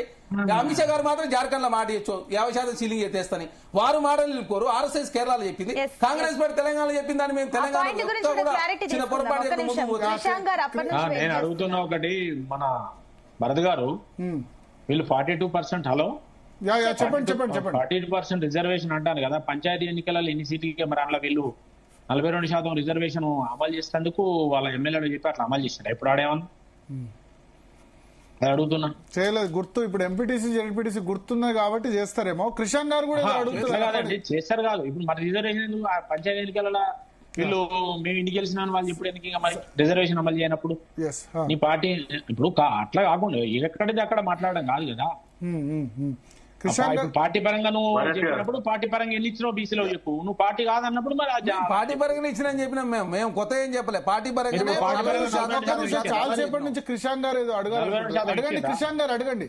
ఎస్ భరత్ గారు, నాకు తెలిసి ఇక్కడ మా ముగ్గురిని కూర్చోబెట్టి నీతులు చెప్పే రైట్ కాంగ్రెస్ కి లేదు, మీకు ఒక్కరికే ఉన్నది. ఎందుకు చెప్తాను? ఎందుకంటే మీరు పొలిటికల్ పార్టీ కాదు కాబట్టి. సమస్య ఏంటంటే నీతులు చెప్పే కాంగ్రెస్ చేసే చేష్టలను చూస్తూ ఉంటే ప్రజలు నువ్వేందా నీతులు చెప్పేది అనేది కాంగ్రెస్ అనుకుంటారు. ఎందుకు చెప్తారు? ఇప్పుడు కేసీఆర్ గారు అయితే ఎర్ర పుస్తకాన్ని పట్టుకొని దేశం మొత్తం తిరగలేదు కదా. ఇగో రాజ్యాంగం నేను పరిరక్షిస్తా, ఇగో కాన్స్టిట్యూషన్ సేవ్ డెమోక్రసీ, న్యాయపత్ర రిలీజ్ చేస్తా, న్యాయపత్రలో ఈ డిఫెక్షన్ లాస్ లో మార్పులు తీసుకొని వస్తా అని చెప్పింది మేము కాదు కదా. మేము కాన్స్టిట్యూషన్ పరంగా ఏమున్నదో అనేది మేము ఆనాడు దేశవ్యాప్తంగా అందరు చేస్తే, ఎందుకండి మా ప్రభుత్వాన్ని 2014లో కేసీఆర్ గారు ప్రభుత్వం ఉంటే ఎవరండి వారు? ఆ వ్యక్తి ఎవరు? నల్ల సంచి పట్టుకొని మా ఎమ్మెల్యేని కొనుగోలు చేసి మా ప్రభుత్వాన్ని పడగొట్టే ప్రయత్నం చేశారు. ఈ ఆట మొదలు పెట్టింది ఎవరు? ఇలా మమ్మల్ని ఎమ్మెల్యేలను తీసుకున్నాం మేము అని అంటే, ఎమ్మెల్యేలను నాకు తెలిసి దేశంలోనే ఆరు ప్రపంచంలోనే, మీరు నన్ను కరెక్ట్ చేయండి, ఎవరన్నా ఒక పార్టీ నాయకుడు నల్ల సంచితోని కెమెరా ముందు ఒక ఎమ్మెల్యేని కొనుగోలు చేస్తూ దొరికిన వ్యక్తి ఎవరన్నా ఉన్నారా? ఆ క్రెడిట్ ఎవరికన్నా ఉన్నదా? సరే, అయినా ఎమ్మెల్యేలు వచ్చారు. కాన్స్టిట్యూషనల్ ప్రొవిజన్ ఏమున్నదో మర్జర్ అనేది కానివ్వండి, ఈ ప్రొవిజన్స్ లో పెద్దలు పెట్టిండ్రు, రాజ్యాంగంలో పొందుపరిచిన పెద్దలు పెట్టిరు కాబట్టి దాన్ని మేము చేసినాం. మేమనేది ఏంటంటే మీరు వాళ్ళు ఏం చేస్తున్నారు మీకు ఎమ్మెల్యేల టాపిక్ నెక్స్ట్ ఉంది. బట్ ఎత్తింది కాబట్టి నేను చెప్తున్నా, వారు ఎత్తిరి కాబట్టి నేనెత్తలే, ఫస్ట్ మీరే మాట్లాడినది. నేను ఇలా రేవంత్ రెడ్డి గారు మాట్లాడారు కదండి, రాహుల్ గాంధీ గారిని అడగండి అని అంటే ఇప్పుడు ప్రెస్ మీట్లలో రేవంత్ రెడ్డి గారు అట్లా చెప్తారు, ఇక్కడ రాహుల్ గాంధీ. నేను ఒకటి చెప్తాను, నిన్న చెప్పింది ఏంటంటే ఎవరు శుద్ధ పూసలు కాదు కానీ ఎక్కడో దగ్గర ఆగాల. ఇది ఏదో ఒక ఇది ఎక్కడో దగ్గర ఆగాలంటే దీనికి ఇప్పుడు supreme court chief justice BR Gavai ఒక ప్రెసిడెన్స్ తీసుకొచ్చారు. మంచి ప్రెసిడెన్స్, ఆయన రిటైర్ అవుతూ 3 నెలల్లోపు తేల్చమన్నారు. ఇప్పుడు అన్ని హైకోర్టులు కూడా ఆలస్యం లేకుండా తెలిసి, ఇప్పుడు నిన్న స్పీకర్ ఎటువంటి తీర్పిస్తాడో అందరు ఎక్స్పెక్టెడే. కాకపోతే ఏంటంటే నమ్మకం హైకోర్టు మీద, సుప్రీంకోర్టు మీద ఉండాలి. మేము జీ తెలుగు న్యూస్ లో ఏం కోరుకుంటామంటే ఇది ఎక్కడో దగ్గర స్టాప్ పడాలి. కాంగ్రెస్ ఏమంటది, బీఆర్ఎస్ వాళ్ళు చేశారంటారు. బీఆర్ఎస్ ఏమంటారు, అప్పుడు స్పీకర్ సురేష్ రెడ్డి 2007లో మా వైఎస్ చేయలేదా ఎమ్మెల్యేలు అంటారు. ఒకళ్ళు చెప్పుకుంటారు. అందుకని ఎక్కడో దగ్గర ఫుల్ స్టాప్ పడాలి, ఎవరో ఒకళ్ళు పనిష్ కావాలి, నెక్స్ట్ ఎమ్మెల్యేలు కావద్దు. సరే, అది నెక్స్ట్ టాపిక్ లో చర్చిద్దాం. నెక్స్ట్ అదే టాపిక్ ఉంది. ఒకటి, ఇప్పుడు డూ యూ థింక్ ఇప్పుడు లోకల్ బాడీ సంబంధించి కాంగ్రెస్ రిజల్ట్ సిగ్నిఫికెంట్ గా చాలా బాగుందంటారు. వాళ్ళు చెప్పేది ఏంటంటే ఈ 6 వాళ్ళు చెప్పిన దానిలో సిరిసిల్లో కూడా కరెక్ట్ రిజల్ట్ రాలేదంటారు అండి. భరత్ గారు, ఫస్ట్ పాయింట్ ఏంటిది అని అంటే సిరిసిల్ల జిల్లాలో కాంగ్రెస్ కి ఎక్కువ వచ్చాయంటున్నారు వాళ్ళు క్లెయిమ్ చేసేది. నేను ఒకటి చెప్పేది ఏంటంటే భరత్ గారు, అసలు మేజర్ పాయింట్ ఏంటిదంటే మన ఈ ఎలక్షన్స్ నే మనం చూస్తే అన్నాదమ్ములు, బావా బమ్మర్దులు ఒకటే కుటుంబంలో ఒకరి మీద ఒకరు పోటీ చేసినవి కూడా ఉన్నాయి. ఇంట్లో ఎన్నో ఇన్స్టెన్సెస్ ఉన్నాయి. ఇంట్లో అసలు వీరు తీసుకున్న లాజికే అసలు అందుకే కదా ఇక్కడ మీరు చూడండి, ఎవరితో ఎందుకండి రేవంత్ రెడ్డి ప్రెస్ మీట్ లోనే వారు 2 పాయింట్స్ కాంట్రడిక్ట్ చేస్తున్నారు. వారే బీఆర్ఎస్ బీజేపీ ఒకటి అనేసి చెప్పిండ్రు. ఇందులో వారే ఏమనంటారంటే ఇంట్లో ముఖ్యమంత్రిని చూసో, మంత్రిని చూసో, ఎమ్మెల్యేని చూసో ఓటేయర్. ఇందులో ఆ గ్రామంలో ఆ ఈక్వేషన్స్, ఆ విలేజ్ ఈక్వేషన్స్ ఏముంటాయో అక్కడికక్కడనే జరిగింది. అంటే ఈ రెండు మీరే క్లారిటీ లేదు కదా. రెండు పొలిటికల్ పార్టీస్ కలిసినాయని మీరే చెప్తారు, కింది స్థాయిలో విలేజ్ లెవెల్ పాలిటిక్స్ అండి అని మీరే చెప్తారు. అక్కడనే మీరు ఆలోచించండి. అంటే ఒకటి ఏంటిదంటే అనిరుద్ధ్ రెడ్డి గారి స్టేట్మెంట్ ఒకసారి మనం మాట్లాడుకుందాం. నా ఊర్లో నాన్నే ఓడగొట్టిండ్రు, నా గుండె మీద దన్నిండ్రు. నెక్స్ట్ ఫేజ్ వచ్చేసరికి ఏం చేసిర్రు, నేను మీకు ఎవరికి ఇంద్రమ్మ ఇల్లు ఇయ్యను, నేను మిమ్మల్ని ఏంది మీరు చచ్చిపోడు కాదు, ఓడిపోతే మీరు చచ్చిపోడు కాదు, గెలిస్తే నేనే మిమ్మల్ని చంపుతా. ఈ స్టేట్మెంట్ల గురించి మాట్లాడాలి కదా కాంగ్రెస్ నాయకులు. దీంతోనే అర్థమవుతున్నది అంటే ఎంత ఎఫెక్ట్ పడ్డది. ఇప్పుడు మేళ్ల చెరువు అనే ఉన్నదండి, ఉత్తమ్ కుమార్ రెడ్డి గారు స్ట్రాంగ్ హోల్డ్. 11,000 ఓట్లు ఉంటాయి అందులో. ఆ గ్రామంలో 8,800 ఓట్స్ పోలైనాయి అందులో. 8,800 ఓట్స్ పోలైనాయి అందులో. 1000 ఓట్లతోని బీఆర్ఎస్ గెలిచింది మేళ్ల చెరువులో, హుజూర్ నగర్ లో. అక్కడ మాకు ఎమ్మెల్యే అభ్యర్థి కూడా లేరు, సైదిరెడ్డి గారు అటు వెళ్ళిపోయినరు. అంటే దీంతో మీరు ఒకటి తెలుసుకోవాల్సింది ఏంటంటే, ప్రజల్లో ఇవాళ మీరే అన్నారు భరత్ గారు, మేము ముగ్గురం స్టార్ట్ కాకముందు మీరు ఒకటి అన్నారు, ప్రజల నాడి ఇవాళ ప్రజలకు స్పష్టంగా అర్థమైపోయింది. ప్రజల మీద పొలిటీషియన్స్ రుద్దుతున్నారు, which is very wrong. BRS BJP లేదు, కాంగ్రెస్ బీఆర్ఎస్ అని ఇంకొకరు బట్టి ఓటేస్తారు ప్రజలు. ఒకటే రోజు 2 ఓట్లు కూడా ప్రజలకి ఇది ఉన్నది, వాళ్ళకి అది తెలుసు. వాళ్ళ అజెండాస్ ని చూస్ చేసుకుంటున్నారు. వాళ్ళు ఎక్కడికక్కడ పార్లమెంట్ ఎలక్షన్ వచ్చింది, ఇది Narendra Modi Rahul Gandhi versus election. BRS the లేదు. మీరు ఒరిస్సాని కూడా చాలా క్లియర్ గా మీరు కేటగారికల్ గా చెప్పారు, ఒరిస్సాలో 0 వచ్చింది, ఇక్కడ వచ్చింది. ఎందుకు మనం ప్రజల మీద టెస్ట్ పెట్టి ఒడిశాలో ఒకటే రోజు, ఇంకా ఇక్కడ అంటే 6 నెలలు గ్యాప్ గానీ అందరూ ఒడిశా ఎగ్జాంపుల్ వినాలి. ఒడిశాలో ఒకటే రోజు పోలింగ్ జరిగింది, అసెంబ్లీ పార్లమెంట్ ఎన్నికలు ఒకటే రోజు జరిగాయి. అసెంబ్లీలో బీజేడీపీకి 51 సీట్లు, పార్లమెంట్ లో 0 సీట్లు. In fact even Cantonment by election ఎప్పుడు Cantonment Congress assembly, parliament BJP, అంతేనా? మీ అసెంబ్లీ అంటే బీజేపీకి ఎంత మెజారిటీ? కంటోన్మెంట్ లో కూడా ఏం జరిగింది, రెండు కలిసి జరిగిన vote. It was not exclusive by election కాదు భరత్ గారు, కంటోన్మెంట్ జరిగింది కూడా. అవును. అండ్ వీళ్ళకి అభ్యర్థి కూడా లేకుండే. గద్దరన్న డ్రీమ్ ఏముండే, పార్లమెంటరీ పాలిటిక్స్ ఉండే. తుపాకీ కాదు, పార్లమెంటరీ పాలిటిక్స్ చేయాలి, కాన్స్టిట్యూషనల్ పాలిటిక్స్ చేయాలి. కానీ వీళ్ళు ఏం చేసిర్రు, గద్దరన్న పేరుని వాడుకుంటాం, కానీ ప్రభుత్వంలోకి వచ్చినాక గద్దరన్న బిడ్డని అసెంబ్లీకి పంపం. అప్పుడు బీజేపీ నుంచి పోటీ చేసిన శ్రీ గణేష్ ని తెచ్చుకొని అభ్యర్థిని చేసే, గద్దరన్నను సైడ్ లైన్ చేసే. అది కేవలం మాటకు వాడుకుందాము అని. సరే, మేము ఒకటే ఏం చెప్తున్నామంటే, అక్కడ కూర్చొని నీతులు చెప్పే కాంగ్రెస్ వాళ్ళు ఇలా నీతులు చెప్పేటట్లేదు. ప్రతి అంశం మీద ఇలా కులంకుశంగా మాట్లాడుకోవాలి అని అంటే పబ్లిక్ ఇష్యూస్ మాట్లాడుకుందాం. పబ్లిక్ కి మీరు ఏం డెలివర్ చేసి, 6 గ్యారంటీలు చర్చకు లేవు, డిక్లరేషన్లు చర్చకు లేవు. బీసీ రిజర్వేషన్ చిన్న పిల్లవానికైనా, లా గ్రాడ్యుయేట్స్ అందరికీ కూడా తెలుసు, ఇందిరా సాని కేసు తెలుసు, సుప్రీంకోర్టు క్యాప్ తెలుసు. కానీ ఏం చేసిర్రు, రాహుల్ గాంధీ ప్రధాని అయితే వచ్చేస్తుంది బీసీ రిజర్వేషన్, ఢిల్లీలో సభకు అందరు వస్తే వచ్చేస్తుంది బీసీ రిజర్వేషన్, హైకోర్టులో అందరం మంత్రులను లీడర్లను అందరినీ తీసుకుపోయి హైకోర్టులో ఫోటోలు దిగి చూపెట్టేసరికి వచ్చేసింది బీసీ రిజర్వేషన్, కులగణన, బీసీ రిజర్వేషన్ అన్ని. ఇప్పుడు రిజల్ట్ బీఆర్ఎస్ ఇంకా బెటర్ రిజల్ట్ ఎక్స్పెక్ట్ చేయలేదా? ఇప్పుడు వాళ్ళు ఏం చెప్తారంటే సిరిసిల్ల జిల్లా, కేటీఆర్ జిల్లాలో కాంగ్రెస్ కు లీడ్ వచ్చింది అంటారు. సార్ అసలు మేము ఇప్పుడు ఉమ్మడి మెదక్ జిల్లాలో, మెదక్ గాని సంగారెడ్డిలో కూడా కాంగ్రెస్ కు లీడ్ వచ్చింది అంటున్నారు. భరత్ గారు, యాజ్ అ జర్నలిస్ట్ నేను మిమ్మల్ని అడుగుతున్నా, ఆ ఎమ్మెల్యే కేటీఆర్ గారు పోయి ప్రచారం చేసిర్రా? ఏమైనా మీటింగ్లు పెట్టిర్రా? ఏమైనా సభలు పెట్టిర్రా? అయిపోయిన తర్వాత పెడుతున్నారు కదా, అయిపోయిన తర్వాత సర్పంచులకు సన్మానం చేస్తున్నారు కదా. మా కార్యకర్తలు వాళ్ళంతటా వాళ్ళు గెలిస్తే, వాళ్ళంతటా వాళ్ళు వీళ్ళ హత్యలను, వీళ్ళ మూత్రాలను, ఈ అన్ని చిల్లర రాజకీయాలు చేసిరు చూడండి, వాటిని ఎదుర్కొని వాళ్ళ గెలిస్తే. అంటే ఇప్పుడు నేను అనేదంటే మీరు అక్నాలెడ్జ్, ఇప్పుడు ఎన్నికను అక్నాలెడ్జ్ చేయకపోతే మీరు సన్మానాలు ఎందుకు చేస్తున్నారు పోయి మళ్ళా? భరత్ గారు, వాళ్ళ ఫైట్ ని అక్నాలెడ్జ్ చేస్తున్నామండి, వాళ్ళ ఫైట్ ని అక్నాలెడ్జ్ చేస్తున్నాం. నరహరి గారు కొట్టాడు, మేమే చెప్పాలనుకుంటారు. మా పార్టీ క్యాడర్ కి, మా పార్టీ కార్యకర్తలకు, కింది స్థాయి వాళ్ళకు మేము క్రెడిట్ ఇస్తున్నాం. ఇది వాళ్ళ క్రెడిట్, వాళ్ళని అక్నాలెడ్జ్ చేస్తున్నాం. మేమే డిస్క్రెడిట్ తీసుకుంటున్నాం. మేము ఎక్కడ దీన్ని పార్టీ పరంగా ఫైట్ చేయలేదు. Okay. ఆయా గ్రామాలు అది చూసిండ్రు. రేవంత్ రెడ్డి గారు 2 సంవత్సరాల పాలన చూసిండ్రు. ఇప్పుడు కూడా వీరు బుల్డోజ్ చేసి అంతా మంచిగా ఉంది అని చెప్పే ప్రయత్నం చేస్తున్నారు. కానీ ప్రతిరోజు రేపు ఇంకా జెడ్పీటీసీ, ఎంపీటీసీ వస్తాయి, జిహెచ్ఎంసీ వస్తాయి. ప్రతిరోజు వీళ్ళు చెప్పిన డిక్లరేషన్లు, హామీలు, వీళ్ళ బీసీ రిజర్వేషన్, ఇంకేదో కథా కార్యక్రమం, ఇవన్నీ రోజు క్వశ్చన్ అయితేనే ఉంటది, స్క్రూటినీ అవుతుంటది. ఒకటే నేను చెప్పాలనుకుంటున్నా, కాంగ్రెస్ వాళ్ళకు holiday period is over.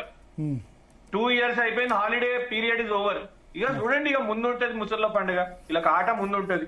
Yeah Narahari గారు ఎప్పటి నుంచి నరహరి గారు ఏదో చెప్పాలనుకుంటా, చెప్పండి. ఇప్పుడు మీరు ప్రతిసారి పార్టీ క్లెయిమ్ చేస్తే నేనేమంటానంటే, ఇప్పుడు రేపు ఇంకా చాలా మంది కాంగ్రెస్ పార్టీకి వస్తారు సర్పంచ్లు, వివిధ పార్టీలు కావచ్చు, ఇండిపెండెంట్ కావచ్చు, ఇంకా వస్తారు. అది వాళ్ళ గొప్పతనం చూసి వస్తానని వాళ్ళు అనుకోవద్దు. ఒకటి. రెండోది, అనుకుంటే వాళ్ళ దురదృష్టం, మాది కాదు. మూడోది ఏం చెప్తున్నా అంటే, గ్రామ పంచాయతీకి రాజ్యాంగం ప్రకారం కేంద్ర ప్రభుత్వం నుంచి టెన్షన్ గా ఎవరున్నా నిధులు వస్తాయి, రాష్ట్ర ప్రభుత్వం కూడా అదే విధంగా నిధులు ఇస్తుంది ఇవ్వాలి. కానీ అదే శాసనసభ్యులకు వచ్చే వరకు ఈ పార్టీ ఇప్పుడు కేంద్ర ప్రభుత్వం ఇచ్చేది ఈ పార్టీ ఎమ్మెల్యే గెలిచి సర్పంచ్ గెలిచిండా, ఆ పార్టీ సర్పంచ్ గెలిచిండా అని వాళ్ళు చెప్పారు. అందరికీ జనాభా ప్రాతిపదికన దానికో మెజర్మెంట్స్ ఉన్నాయి, ఆ పారామీటర్స్ ప్రకారం వచ్చేస్తాయి.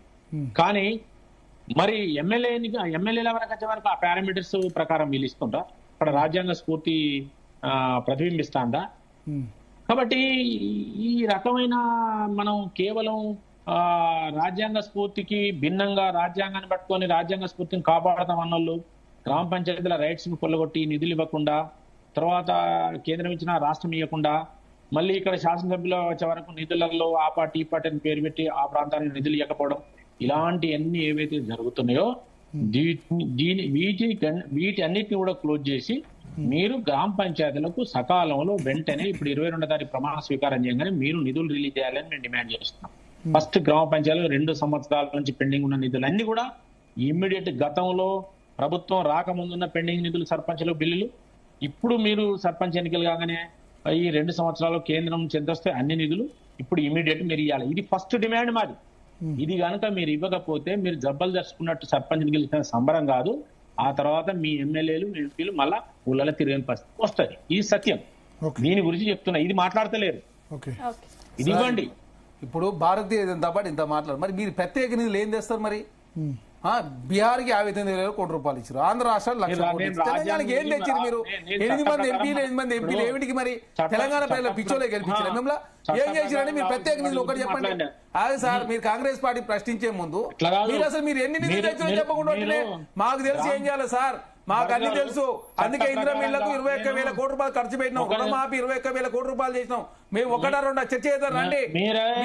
బీజేపీ ఎంపీ నేత హరీష్ రావు గారు ఏం చెప్తారు మాట్లాడుతున్నారు, కలవకుల కవిత గారు మాట్లాడుతున్నారు. దాని సమాధానం చెప్పండి. మీరు దాని సమాధానం చెప్పండి. ఎందుకు సార్ మీరు మాట్లాడేది? మీరు కాంగ్రెస్ పార్టీ మాట్లాడే ముందు మీరు ఫస్ట్ ఎన్ని నిధులు తెచ్చారో చెప్పండి. మీరు మాకు నిధులు లేకుండా ఉంటే తెలంగాణ సమాజాన్ని తప్పుదారి పట్టించాలి. అదే కాదు, భారతీయ జనతా పార్టీ సమాజం 8 మంది ఎంపీలు ఉంటే 6 మంది ఎంపీల దగ్గర లోకల్ బాడీ ఎలక్షన్ మీరు ఎన్ని గెలిచారని నాకు అర్థం కాదు. 6 మంది ఎమ్మెల్యేల దగ్గర లోకల్ బాడీ ఎలక్షన్ చేయండి. 3 ఎమ్మెల్సీలు ఉంటే 3 ఎంపీల దగ్గర ఎలక్షన్ చేయండి. మీరేదో భారతీయ జనతా పార్టీ కాంగ్రెస్ పార్టీ ప్రశ్నిస్తారు. మీరు ఫస్ట్ నిధులు తెచ్చి ప్రశ్నిస్తారు సార్. అదే చెప్తా, అందుకే మీరు 60% గెలిచారు.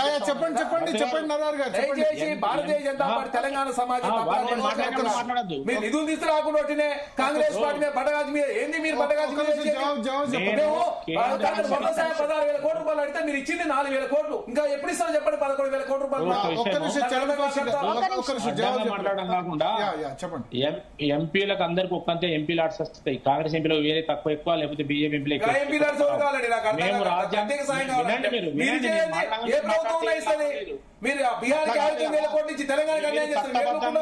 చట్టబద్ధంగా గ్రామ పంచాయతీ ఒప్పందంలో భాగంగా 40 పైసలు కావాలి, 35 పైసలు వేస్తున్నారు.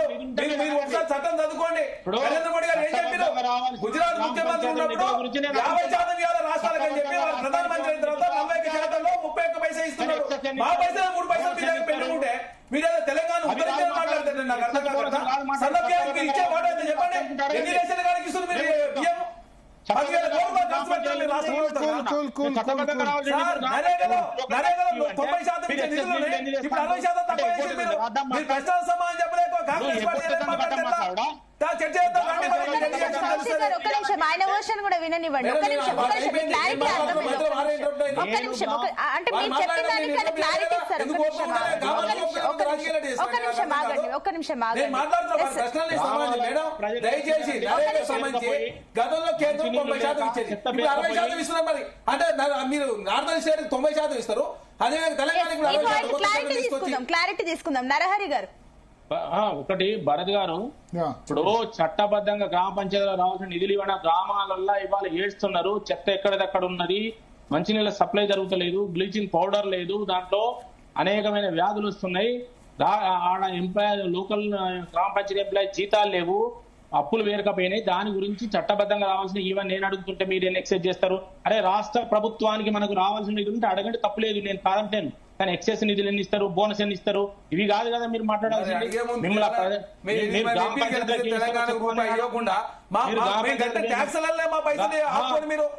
ఒక్క నిమిషం,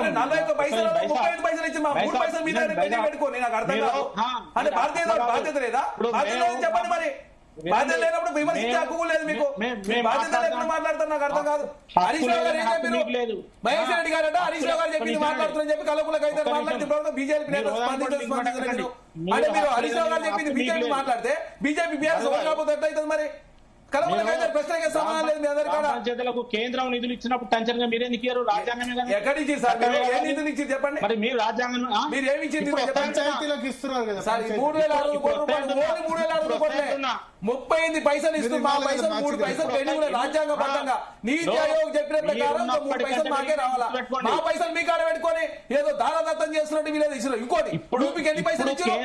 రూపీకి 7 రూపాయలు ఇస్తూ తెలంగాణకు 35 పైసలు ఇస్తున్నారు మీరు. భరత్ గారు, కేంద్రం నుంచి గ్రామ పంచాయతీలో టెన్షన్ గా నిధులు వస్తాయి, అట్లనే మీరు ఇవ్వాలి.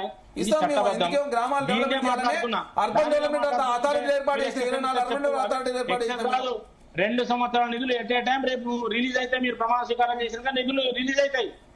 మీరు కూడా అట్లా రిలీజ్ చేయాలని నేను చెప్తున్నా. దాని గురించే మాట్లాడుతున్నారు. ఇంకోటి ఇలాగ కిషన్ గారు మాట్లాడుతూ అది వెన్నెల గారికి కాంగ్రెస్ పార్టీ టికెట్ ఇవ్వని చెప్తారు. శంకరమ్మకు first sir BRS party ticket ఇచ్చింది, రెండోసారి టికెట్ కనీసం కార్పొరేషన్ చైర్మన్ ఇవ్వలే. వాళ్ళు మాట్లాడుతున్నారు మేమేం చేసినాం, వెన్నెల గారికి గద్దర్ గారు వర్ధంతి జయంతిని అధికారులు నిర్వహిస్తున్నాం, 3 గంటల పాటు గద్దర్ గురించి మాట్లాడుతున్నారా వీళ్ళు? Okay okay, thank you Narahari Venugopal Reddy గారు, చరణ్ కౌశిక్ గారు, అదేవిధంగా కృషాంక్ గారు. సో మొత్తానికి పంచాయతీ ఎన్నికల రిజల్ట్ పై ఇవాళ CM Revanth Reddy press conference నిర్వహించారు. సునీత, సో డెఫినెట్ గా గెలిచిన వాళ్ళు క్లెయిమ్ చేసుకుంటారు కదా. జూబ్లీహిల్స్ ఎలక్షన్ రోజు పెట్టారు, తర్వాత పంచాయతీ ఎన్నికలు కూడా పెట్టారు. నెక్స్ట్ ఎంపీటీసీ, జెడ్పీటీసీ లేకపోతే మున్సిపల్ కూడా ముందు పెట్టొచ్చేమో అనిపిస్తుంది నాకు, ఎంపీటీసీ జెడ్పీటీసీ కంటే. ఎందుకంటే బీసీ రిజర్వేషన్స్ కొంత ఎక్కువ ఇవ్వచ్చు అక్కడ, 38 to 40% దాకా ఇవ్వచ్చు. ఎస్సీ ఎస్టీ జనాభా మున్సిపాలిటీలో తక్కువ ఉంటుంది, ఇక్కడ ఎక్కువ ఉంటుంది. కాబట్టి కొంత ఎస్సీ ఎస్టీ కలిపి 10 నుంచి 12% జనాభా ఉందనుకోండి, ఆ మిగిలినంతా కూడా బీసీలకు ఇచ్చి 42 కాకుండా అట్లీస్ట్ మేము 37-38% ఇచ్చామని చెప్పుకునేందుకు అవకాశం ఉంటుంది. కాబట్టి ముందు ఆ ఎన్నిక నిర్వహించే అవకాశం ఉంది. ఓవరాల్ గా పంచాయతీ ఎన్నికలైతే BRS happy, Congress happy, BJP happy, ముగ్గురు హ్యాపీ ఉన్న ఎలక్షన్ ఇదే. కాంగ్రెస్ ఏమో మాకు 50-55-60% వచ్చాయి అని వాళ్ళు హ్యాపీ. బీఆర్ఎస్ ఏమో ఎస్ అంటే పార్లమెంట్ ఎలక్షన్ తర్వాత మన జూబ్లీహిల్స్ కూడా ఓడిపోయిన తర్వాత ఇండికేటర్ ఉన్నాం, మేము గ్రౌండ్ లో ఇంకా ఉన్నాం, పల్లెల్లో ఉన్నాం. ఎందుకంటే మీరు చూడండి లాస్ట్ ఎలక్షన్స్ లో పల్లెల్లో రూరల్లో బిలో 30 ఓటింగ్ వచ్చింది బీఆర్ఎస్ కు. హైదరాబాద్ లో 43% వచ్చింది, 2 కలిపితే 37% ఓటింగ్ వచ్చింది. కానీ గ్రామీణ ప్రాంతాల్లో ప్రతి చోట, చాలా చోట్ల నల్గొండ, ఖమ్మం, చాలా చోట్ల 40,000, 50,000 మెజారిటీలతో ఓడిపోయినారు బీఆర్ఎస్. సో ఇదొక ఇండికేటర్, మేము గ్రౌండ్ లో ఉన్నాం, ఇంకా పట్టుకున్నాం. గతంలో కాంగ్రెస్ కంటే ఎక్కువ సర్పంచ్ గెలిచాం లాస్ట్ 2 టర్మ్ లో అని వాళ్ళు చెప్పుకుంటారు. ఇక బీజేపీ వాళ్ళు గతంలో 300 వచ్చాయి, ఈసారి డబుల్ అయినాయి, 600-700 అని వాళ్ళు హ్యాపీ. సో అందరినీ హ్యాపీగా ఉంచిన ఎలక్షన్ అని చెప్పొచ్చు. సో తీసుకుందాం. Right Bharat, thank you for your